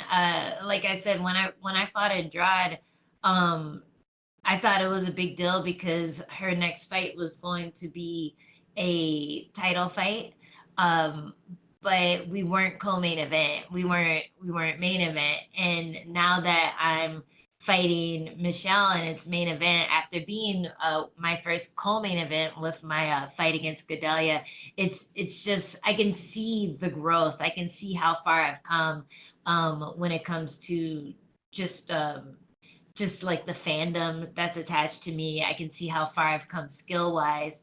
And I think people are finally seeing the value in what I bring to the table and what I bring to the strawweight division in women's MMA. So it's awesome to see it all finally coming to fruition after so much hard work, after you know, just grinding for so many years and trying to make a name for myself. I feel like it's finally all happening, and I couldn't be more excited. Does it hit you, first African American female to headline a UFC, or you know, does it just not creep into your mind that kind of level of accomplishment or that honor? It's an honor. It really is, and it's hard for me myself to be proud of myself because I'm so hard on myself in general. Like I don't want to celebrate just being the main event. I want to celebrate winning the main event. I want to celebrate having the first title shot and winning the first title shot as an African American woman. So my goals are so much higher than that it's hard to sit back and realize how big of a deal it is, but it's a big deal. And if I was sitting on the sidelines, if I was just a fan, an MMA fan, and I saw that, I'd be like, oh man, go ahead, girl, like get that win, because you know, you rarely see a woman, a black woman in the position that I am in MMA. And I'm not sure why it's so different for black women as it is for black men, but I think the public is kind of starved for that demographic to be represented. So I'm hoping to bring more eyes to MMA, bring more fans to MMA, and yeah, I'm happy to carry the torch. Final one from me, just back to business. What does Michelle Waterson bring as an opponent? Michelle's tricky. She has her hip throw. She has pretty quick transitions. If she gets to the ground, she's pretty good at like getting to the back fast, or you know, going to an armbar or whatever. She's a good scrambler. So those are the things that I'll be looking for. Just trying to hit her more, trying to draw out her attacks, draw out that push kick to the knee, all her little things that she tries to do to frustrate people, and making sure that I'm pushing the pace and not letting her get ahead of me with her volume. I think that's one of the reasons why she usually gets decisions that are close, and it's one of the reasons I usually lose decisions that are close, is that my volume will be close to my opponents. Even if my volume is more, I'll still lose a close decision. So I just have to up the pace. I have to, you know, be in her face, not let off the gas, and just mash her up. Hey, thank you, Angela. Good luck. Thanks. We will take our next set of questions from Danny Segura with MMA Junkie. Angie, you just mentioned that, like, you know, your career seems to be blossoming and you're getting all these opportunities. How does it feel to like finally get the respect that you feel like you deserve? And also, when did you sort of feel like the tide was turning in your career? I think after my first two, well, maybe back to the Escobar fight, I feel like that was a good reminder to myself of how dangerous I can be in there, and how versatile my striking was, and just the fact that I brought something to the table that a lot of girls in my weight class didn't have. So I think that was one of the first moments. But then after that, going on getting 2 finishes in a row, the one in Mexico City and then the one in North Carolina. I think that's when people started paying attention and they're like, man, this girl is actually something. We might have written her off a while back, but she's hit a good stride. She's figured herself out. Like she's just going in there and beasting out on people. So after that fight, then I got the call to jump into another fight in New Zealand. And I only had like, I don't know, like 2 weeks notice. And I think that's when people started picking up on the fact that I was about to have, I think, 6 fights in a calendar year, or not a calendar year, but 365 days. So that's when people were like, oh my God, she keeps fighting. So I think just me being as active as I've always wanted to be, I think Mick Maynard letting me be that active and just bringing the fight every time I showed up. I never missed weight. I never looked slow or tired. You could never tell that I took the fight on short notice. And that's just been a product of my grind. Like I've always been like that. I've always been in the gym, even when I've had 7 months in between fights, I was in the gym the entire time, treating it like a job. And I think for anyone, if you just keep grinding like that, if you treat MMA or if you treat whatever you're doing like a job, even if it's a hobby, if it's just some goal that you aren't sure that you're gonna accomplish, but you're really passionate about it. If you stay consistent, then you're always gonna get ahead. And I feel like that's finally happening. I'm finally seeing the product of all the work that I put in. For sure. And you're in one of the best divisions in the UFC. Do you think if all these opportunities keep coming your way, you can become a big star in that division, one of the key players, main players at 115 pounds? Oh yeah, that's the main goal. The main goal is to keep fighting, keep winning, keep just showing people how good I am, and just becoming more of a finisher too. I think that's a big goal of mine. And after getting those 2 finishes in a row, I know that I can. I know that it's within my ability in the UFC. Before, I've only been able to really knock out people outside of the UFC, but now that I've gotten some finishes inside the UFC, that's my main goal, is to be a finisher, to be one of the most dangerous women in the strawweight division, and to get the title. So yeah, a win over Michelle is definitely gonna put me up there. I think my last fight, if it had been a win, it would have put me up there already. So this is just my chance for redemption from that. Yeah. And as far as you just mentioned how obviously a win here would be very beneficial to your career, but as far as like maybe numbers or names, I mean, beating Michelle Waterson, a veteran of the sport, where do you think it'll put you in the division, and what kind of opponents will you be facing after? I'm definitely thinking I'll be facing top 5 after that. But I don't even think that the top 5 are doing anything right now. Like I know some of them are moving up a weight class, some of them are pregnant, some of them are injured. So if there's no top 5 girls available, I'm calling out the champ. I think it's fair. I think in just the way the strawweight division is looking right now, I think the timing would be good. And if there's someone who is supposed to get the shot before me, I'm definitely willing to fight that person. But yeah, it really pissed me off when I saw an article about Gadelia versus Zhao Nan, and they're like, oh, the winner of this fight could be the next person to fight for the title. I'm like, that should be me, because I felt like I beat both of those girls. So if I need to fight again after this one, I'm willing to. But honestly, I think a title shot would be fair. For sure. All right, Angie. Well, best of luck this weekend. Looking forward to your fight. We will take our next questions from Damon Martin with MMA Fighting. Hey, Angela, going back to a previous question, when your manager posted that image saying you were the first Black woman to headline a card, I saw it and I thought, wow, that's really awesome. That's really cool. But we are living in a very, you know, interesting time in our country in terms of the significance of something like that happening right now. I know you said you don't want to let it, you know, weigh on you too much with, you know, you want to be the winner in the main event, but what does it mean to you, the significance of this happening at this moment in time?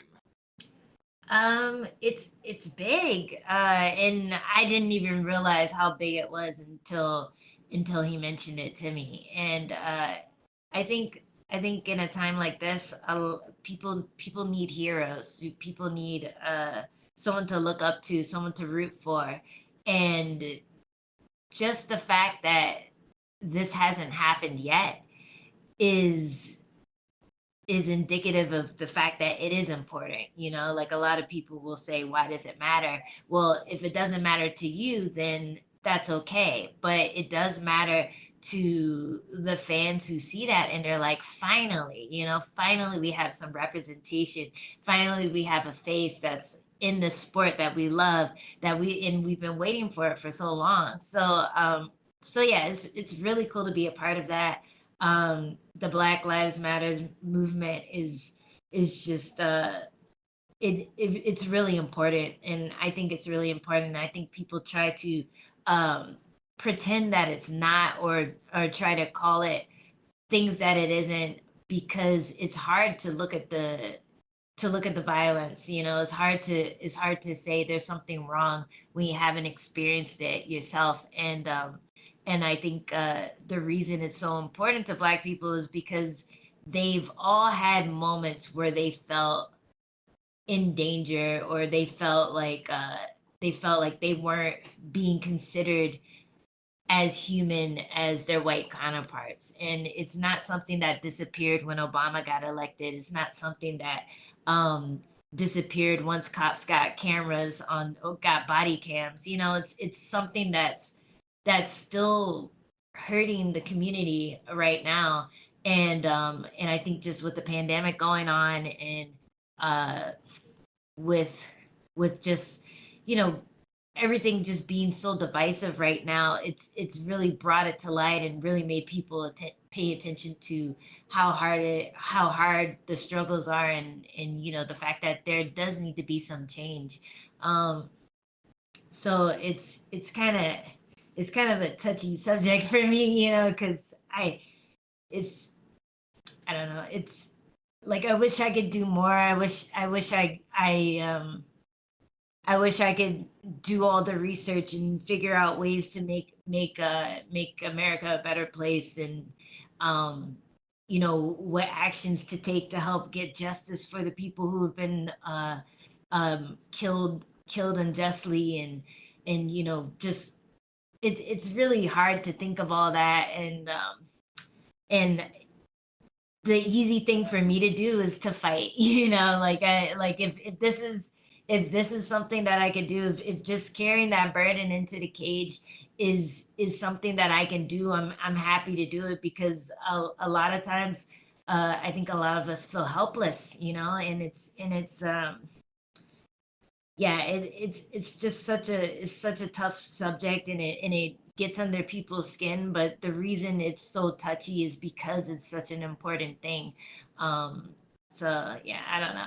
I'm going off on a tangent, but yeah, I'm happy just me doing what I would be doing no matter what. I'm happy that can somehow make a change, or somehow encourage people to keep fighting for what they believe in. Absolutely, absolutely. You talked earlier about, you know, also inspiring people, and we talked about representation, and you posted a tribute on your Instagram page to Chadwick Boseman when he passed away. And obviously, I know you're a big pop culture person like myself. We've talked about this in the past, how significant Chadwick was to the pop culture movement in terms of being a Black man, being Black Panther, and giving kids, you know, a superhero to look up to, where, you know, the Captain America, whatever it is, you know, being that representation. I know it's a lot of weight to put on your shoulders, you know, going into a fight, but are you proud to have that, you know, be that inspiration for people, be that representation? Because you mentioned, you know, it's kind of weird that we're at this point, we haven't had a Black woman headline a UFC card, and you can be that for people. You can be that representation, that inspiration. Yeah, I think when he died, I think like everyone else, I started watching a lot of interviews that he had, talking about the significance of when Black Panther came out. And the one that really choked me up was the one when he was surprised at how important the film was to these two kids who were terminally ill. He was so surprised that it was that important to them, and that's kind of like I would never compare myself to like him, but when people do reach out and say, hey, my daughter looks up to you, my girlfriend loves you, my like I hope my daughters can be as strong as you are. Like when people reach out and say things like that, it's always surprising, but it just makes me feel so happy that I didn't give up. You know, like it gives me that extra push when I just want to be like, fuck it, you know, like, fuck it, this isn't worth it. It's too hard.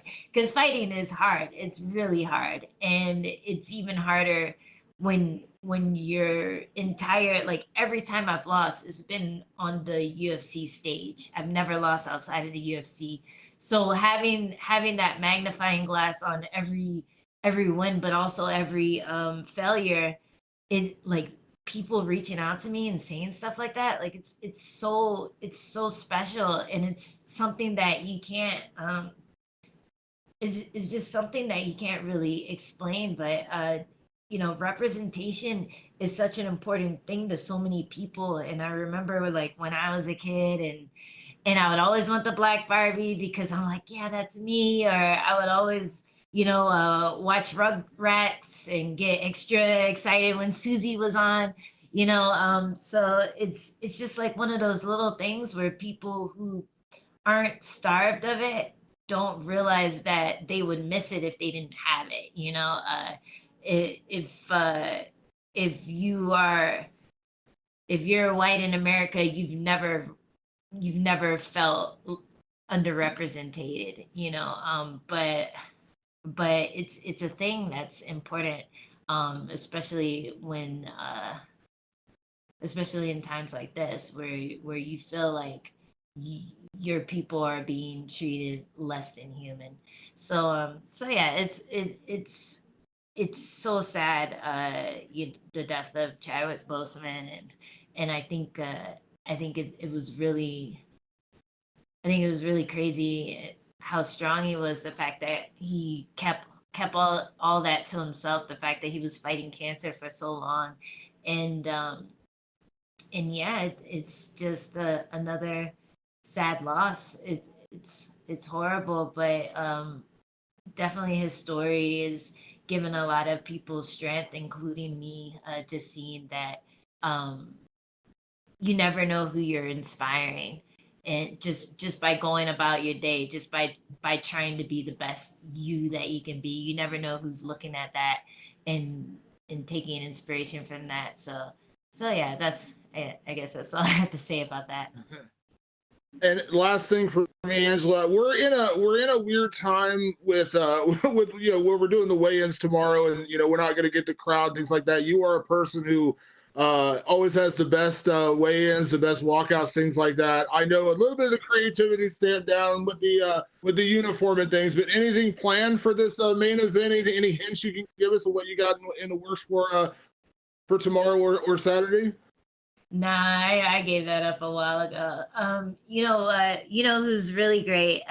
Susie, our makeup artist with the UFC. She's fighting cancer right now too, and she would always hook me up with the war paint, with the Black Panther war paint and stuff for weigh-ins, because we can't really do that much with the Reebok uniform. Like we can maybe wear a wig or paint our face, but that's about it. So yeah, I'm gonna leave it to the pros. I'll get back to that stuff when Susie's back and working with us. I know she'll pull through, but yeah, nothing planned. Just gonna stare this girl down imagine what it's gonna look like when I'm punched in the face.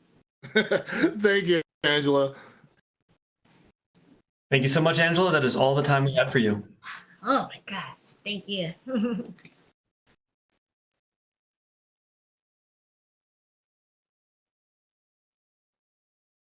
Next up, we will be joined by UFC featherweight Billy Quarantillo.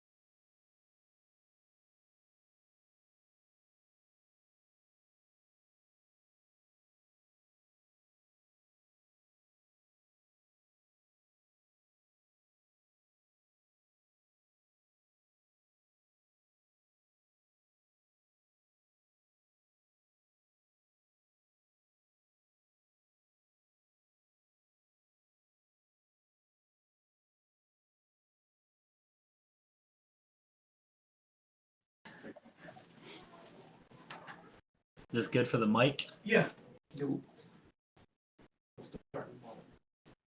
We now welcome UFC featherweight Billy Quarantillo. Billy, thank you for the time today, sir. No problem, guys. Thanks for having me. We will take the first questions from Gabriel Gonzalez with Capeside Press. Hello, Billy. You've gone from the local circuit to now having 2 UFC victories under your belt. Can you just describe what it's been like to be able to jump up to the big show and have the success you've had so far? Yeah, it's been it's been a long time coming. I just saw it was the 5-year anniversary of the Ultimate Fighter that I was on. A team favorite versus McGregor. So it's definitely been a lot of hard work I put in, and it finally feels like it's paying off. And it's just a great feeling, man. This is a dream come true to be here, and to be 2-0 and looking to go 3-0. It's literally a dream come true.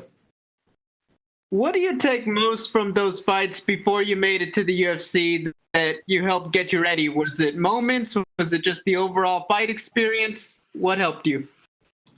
Yeah, just a lot of it. Just I think a little bit of everything. I knew from the Ultimate Fighter, I lost by I was getting out muscled, I was getting out grappled, out wrestled. That was a big part of things I needed to work on. It was also at 155 pounds, was at lightweight. I kind of realized I was a pretty small lightweight, and that I was able to make 145. So changing the weight class, fighting at 145, which is closer to my my frame. And just getting the experience, being around all those guys, being around Faber and McGregor, and knowing that I was capable of competing with these guys in the UFC. This is your second fight of the pandemic era. Does it feel familiar to get back there to Vegas and the hotel? Does it feel like deja vu? Yeah, it really does, man. It feels like it's like I'm doing the exact same thing over again. We just have a different opponent. I like the matchup once again, and everything else has been pretty smooth. I got some weight to cut today, and then it's time to have some fun. Did you bring anything different with you to help pass the time at the hotel now that you've had the experience? Well, yeah, I got to cut a few more pounds because last time we met at 150, so I got 4 more pounds to cut. So I'm just I got a little bit leaner for this fight. I actually put on a little bit of muscle, but got a little bit leaner for this fight, and I'm making sure I have a good smooth cut. Gotcha. Final question: what's your assessment of Kyle Nelson as an opponent? Yeah, he's a very tough opponent. He's I looked up his fights, and he's a strong striker. He's he likes to move forward just like me. So I think we're gonna start this. I think the reason why we're on the main card is because I think there's gonna be some fireworks in this fight. I think it's gonna be exciting right from the opening bell, and it's gonna be a good way to start off the main card. Hey, thank you, Billy. Good luck. No problem, man. Thank you. We will take our next question from Damon Martin with MMA Fighting. Billy, you obviously had a crazy couple of months with your fight and then turning around and then what happened with Matt Frivola. Can you kind of give me an idea of what these past couple of months have been like for you in terms of, you're fighting, but also kind of like the emotions, everything you've gone through. Yeah, I kind of try to keep my emotions in check because, as crazy as it's been for me, it seems like it's been pretty crazy for everyone else too. This is obviously not normal being in a room with a bunch of guys with masks on right now.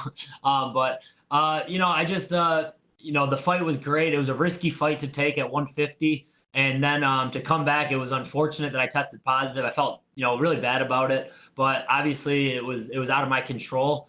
And the UFC said, whenever you're ready, let's fight again. And I took the first opportunity they gave me. They offered me Kyle, and I really, this is what I do for a living. I love it, and I'm trying to be a big star in this sport. So I want to just keep fighting and keep getting wins. You when you got diagnosed with COVID-19, I had seen a couple of interviews with you where you said you were asymptomatic. You never really got with that. Did you ever deal with any symptoms or anything? No real symptoms. I had like a stuffy nose, and then for like a couple days I couldn't I couldn't really taste everything as normal. But just having the stuffy nose, it didn't even alarm me because I've had allergies. I've had a broken nose before, so I wouldn't even have known that I had anything. Besides that, they told me that I was positive. So when I came back, I had to quarantine for a few weeks. But I couldn't even tell. I was still able to work out. I was still able to run, and I felt completely fine. But I'm just, I'm glad now that I've had a few negative tests now in a row, and hopefully this is the last time I have to deal with that. Obviously, your last fight was against kind of a unique character, I guess is the best way to describe him. Coming back from that, coming into this fight. Kyle's his own fighter and everything, but more of a you don't have to necessarily worry about those weird kind of bizarre things that Spike does with his style. Is it easier or more fun to prepare for an opponent like that, or does it really matter? Yeah, every fight's different. Spike is definitely the most interesting character I fought. I think he's got a couple screws loose in his head. I didn't mind getting ready for the Spike fight. He was saying a lot of stuff in these interviews, how he was gonna murder me, and this was gonna be an easy fight for him, which I thought was kind of ridiculous. But at the end of the day, no matter what my opponent says, I know we're gonna get to go out there and fight. So it's he's gonna have to back that up, whatever he said. And I'm really happy to get that last win. But overall, I'm just no matter who they give me and my team do a really good job breaking these guys down. So I always feel really confident going into these fights. And last question, you coming out the Contender Series, you're on a pretty good win streak right now. Is right now more about staying busy and just fighting whoever they put in front of you? At what point do you start thinking about, hey, I need top 15 opponents? Not to say I want to rescue along or anything, but where's your mind at in terms of, is it more about activity right now, or will there be a breaking point where you say, okay, I need to get that top 15 opponents? Yeah, it's definitely getting close. My first debut fight, Jacob took it on short notice, so that was a good win for me because he is a stud. But then the Spike fight, I still need to get through a few of these other guys who are in the same boat as me, climbing up those rankings. But yeah, I definitely feel like when I get past Kyle, that we will step up in competition a little bit, and by next year, definitely looking for ranked opponents, because that obviously it's the ultimate goal is to be a world champion, to be on these pay-per-view cards, to get more of a spotlight. So I definitely think I'm heading in that direction, but I got to just keep winning and just keep making a statement, and that's why I need to go for a finish, Saturday night. Thanks, Billy. Thanks, man. Thanks so much, Billy. That is all the time we had for you, sir. All right, cool. Thank you.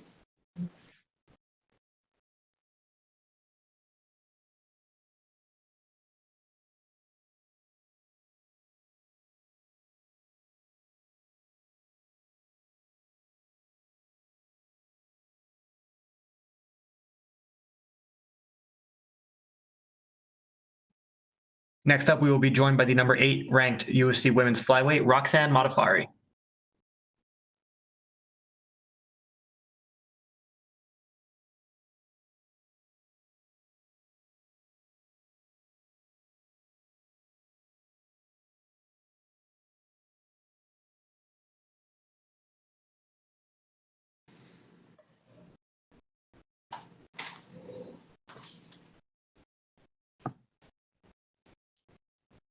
We are now joined by the number 8 ranked UFC women's flyweight Roxanne Modafferi. Roxanne, thank you for the time today.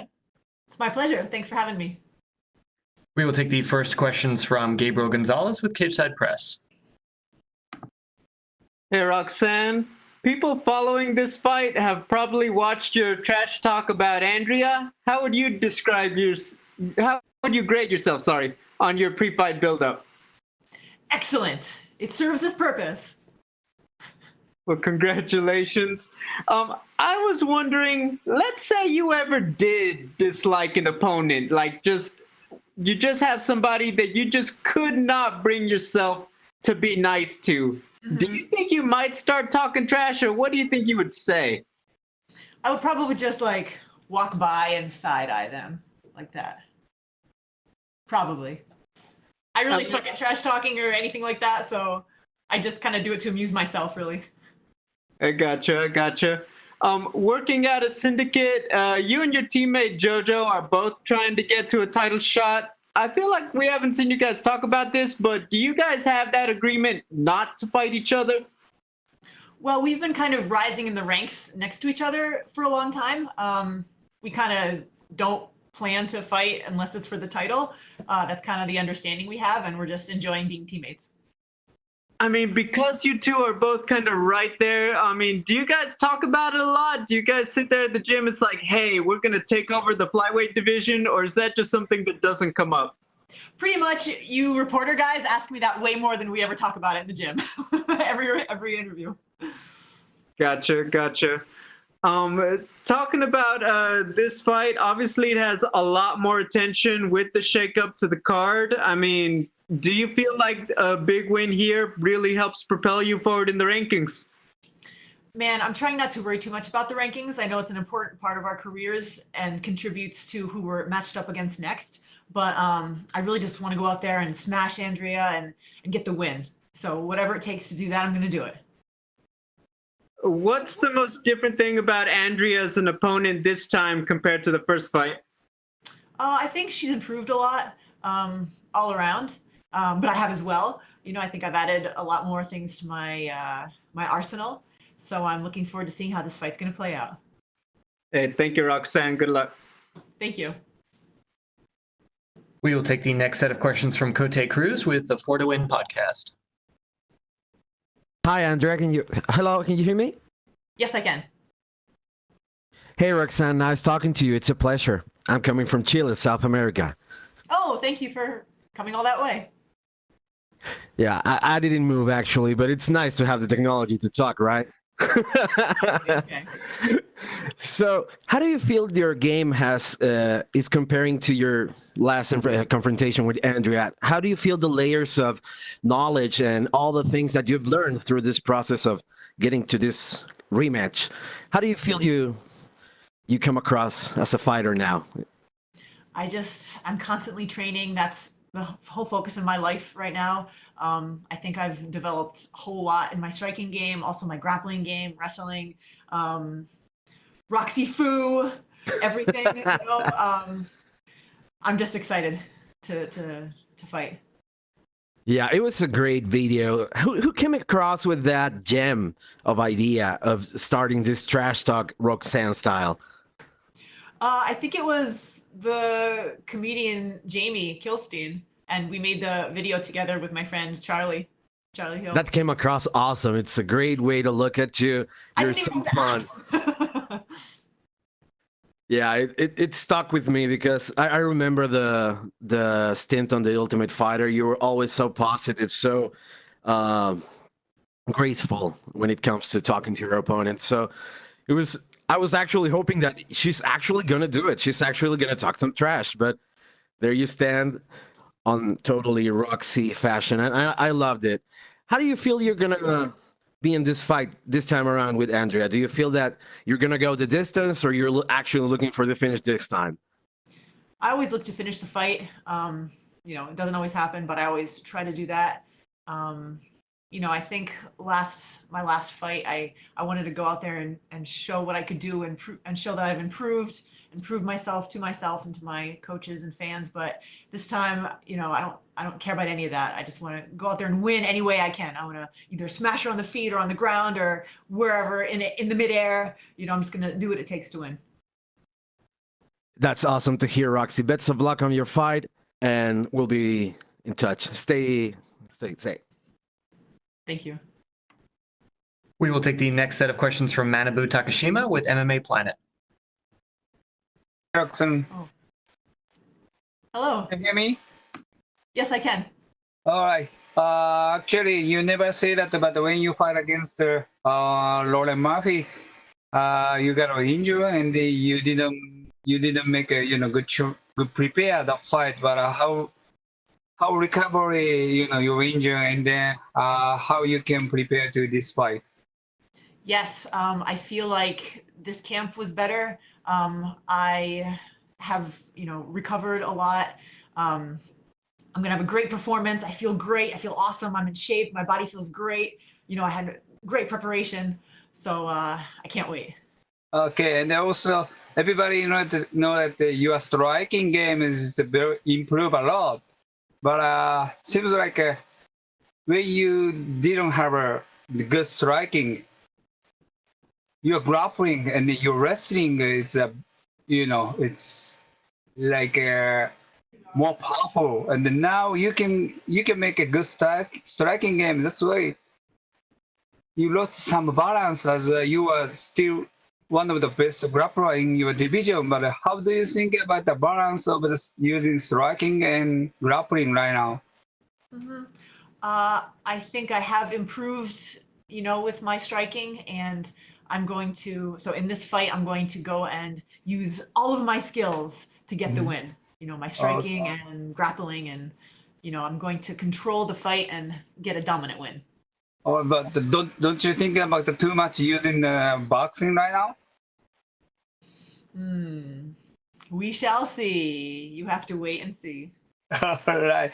And please say something to Japanese fan in your Japanese. OK。いつも日本のファン応援してくれてありがとうございました。勝って帰ります。そして勝ったら日本に行きたいです。All right. Thank you so much. So yeah, really hope to see you in Tokyo or Yokohama. Yes. Thank you. And we will take our next questions from Damon Martin with MMA Fighting. See, obviously you've been a stalwart of the sport for a lot of years, and we don't see longevity in this sport is tough. It's not easy to stay, especially where you're a top-ranked fighter, for such a long time. What do you feel like has been the key to that for you? Is it your passion for martial arts? Is it just who you are as a person? Because typically we don't see people sitting in the rankings, for several years at a time, and you've been kind of that way your entire career. I think that evolution is the key to me staying, in the top 10. And I'm seeing that with other veterans like Overeem, for example, or other fighters who've been fighting for a really long time. They are like evolving. They've moved camps to a new place where they can be pushed. They're trying to grow and change. So me too, my personality and my belief to be a martial artist first has helped me embrace and pursue learning and evolution so that I'm able to keep growing and keep improving and keep staying in the top 10.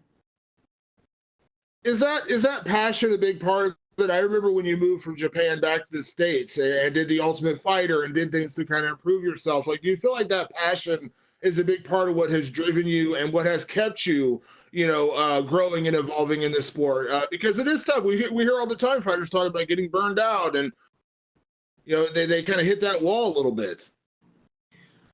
Yes, I do have a passion for martial arts. I love it. People who start fighting to make money and be a champion, they never really get anywhere. But when you love the sport, that really enables you to do it because you love it. So I do get burned out if I train too much sometimes, but usually one day off will do it for me. And after my fight, I like to take a week off, and then I usually feel like I want to do jujitsu now, and then I to get back into it. And last question, you know, of course, everyone knows you as the happy warrior. You always keep a very positive attitude. Do you feel like that has helped you, you know, through the ebbs and flows of a career where, you know, you're going to face ups and downs. You're not going to win every fight. You have to be able to come back from losses, because we do see some people kind of stick with that loss, and that negativity kind of overwhelms them. And you have such a positive attitude. Like, do you feel like that does help you move forward in your career and kind of go through that roller coaster ride that is MMA? I think so. You know, they say the mental game is most of the battle, but I think that really refers to kind of pushing yourself to train and to, you know, do things you don't necessarily want to do to get the win or to get stronger. Thinking positively and encouraging yourself is also very important. You know, if, you know, I like to say that if you even if you train hard, you don't always win, but if you never train hard and you don't believe in yourself, you'll never win. So yeah, keeping a positive attitude is absolutely a key for me. Thank you, Roxy. Thanks so much, Roxanne. Those are all the questions we had for you. Okay, thanks for having me.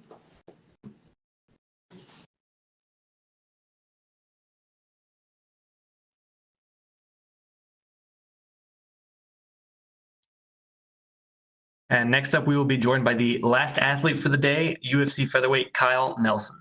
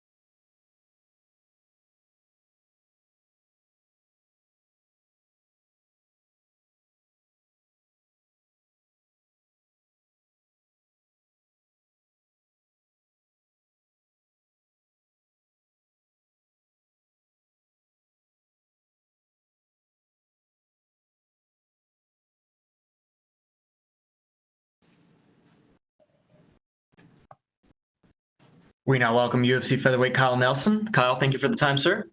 Yeah, thanks a lot for having me. We will take the first question from Gabriel Gonzalez with Cageside Press. Hey, Kyle. It took 3 tries, but you finally got that first UFC victory. How much of a relief is it going into this one now that you finally have that first UFC W under your belt? You know, it feels pretty good. You know, I think it was just about getting my mindset and stuff right in the first 2. Obviously, the first fight was super short notice, so I didn't really have much time to prepare. And then the second fight, I felt like I prepared really well physically, but mentally I just wasn't in the right space. And yeah, for my 3rd UFC fight, I think I had everything dialed in, and obviously performed really well for that one. And you know, I've had a year since then basically to keep improving, not only physically but mentally. And I feel like I'm only going to be even better now. I mean, you talk about that. Obviously, there were circumstances, you know, the short notice in the first one and everything else. But, you know, 2 losses, it could be very discouraging for a fighter. I mean, what did you take from those first 2 fights to help yourself improve? And now you're at this point where you did get the victory. Yeah, I mean, definitely a lot from the Matt Sales fight. You know, I think I was just a little too over aggressive, trying to maybe be a little too entertaining and you know, searching for the knockout a little too hard. And then yeah, in the Polo fight, I just kind of let it come to me. I just went out and fought.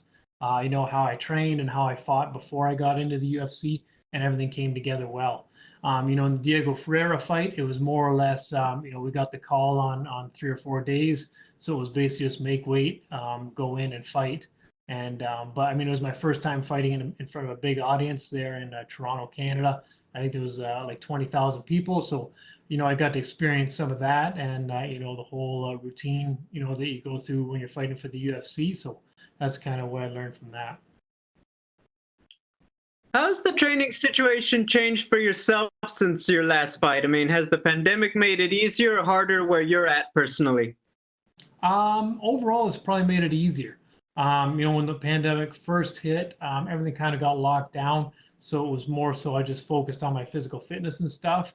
But, COVID and the pandemic's not too bad where I'm from in Canada. So as things started to open up, I was able to get back to training, I think, earlier than a lot of other places, and continue to improve on everything. And when the pandemic was going on, there wasn't much else happening. I didn't have my normal errands to run around and do and normal everyday stuff. So I was able to focus even more on training. Final question. What is your assessment of Billy Quarantillo as an opponent? I think he's a good opponent. Well-rounded. Definitely. I think he's his best on the ground. But yeah, I think he's a little more of a survivor, not really a killer. I don't think he poses a lot of danger to me. I think his best bet is to try and take me down and try and ride out a boring decision win. But I'm not going to let him do that. Okay, thank you, Kyle. Good luck. Thank you. And we will take our next questions from Gavin Porter with UFC.com. What's up, man? So you can still just look at. Yeah. So you're fighting Billy, who's on a pretty good streak, and if you were to get the win over him, do you think that you could be able to capture some of that momentum that he's been building up, and the success that he's had in UFC would be a good victory for you? Yeah, absolutely. That's kind of what I'm looking to do. Kind of steal the hype. He's got some hype behind him, and I can go in there and extinguish that hype and kind of take it for myself. Even when I took that, the short nose fight against Sean Woodson that unfortunately fell through, it was kind of the same game plan. He was undefeated and coming in on a big tear, and I was ready to steal that hype.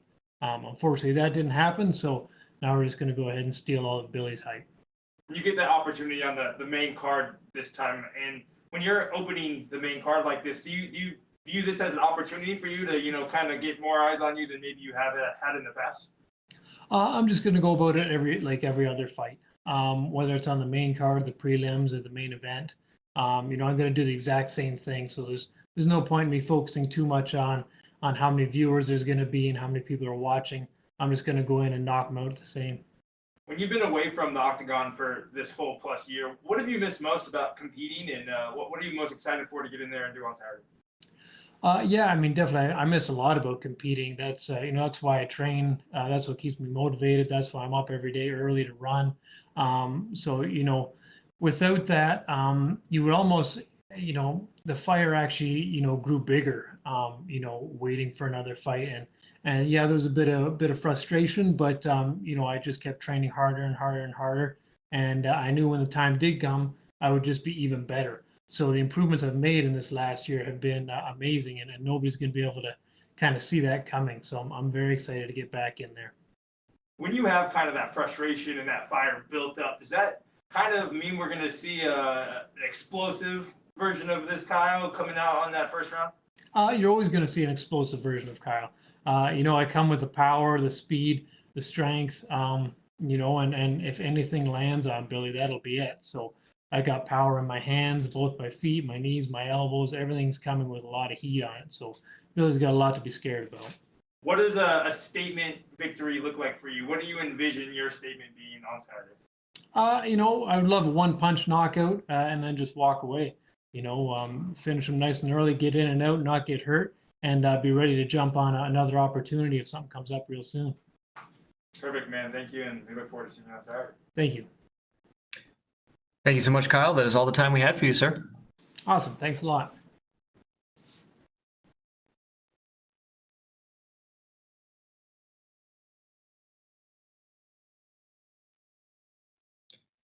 And that concludes the UFC Fight Night Waterson versus Hill Virtual Media Day. As a reminder, we will be hosting a second Virtual Media Day later today featuring the two main event athletes from UFC 253, beginning with middleweight champion Israel Adesanya at 7:30 p.m. Eastern Time, 4:30 Pacific Time, followed by number 2 ranked contender Paulo Costa at 9 p.m. Eastern at 6 p.m. Pacific. We will distribute video and audio downloads from today's events to your emails as soon as they are available. Have a great day, everyone.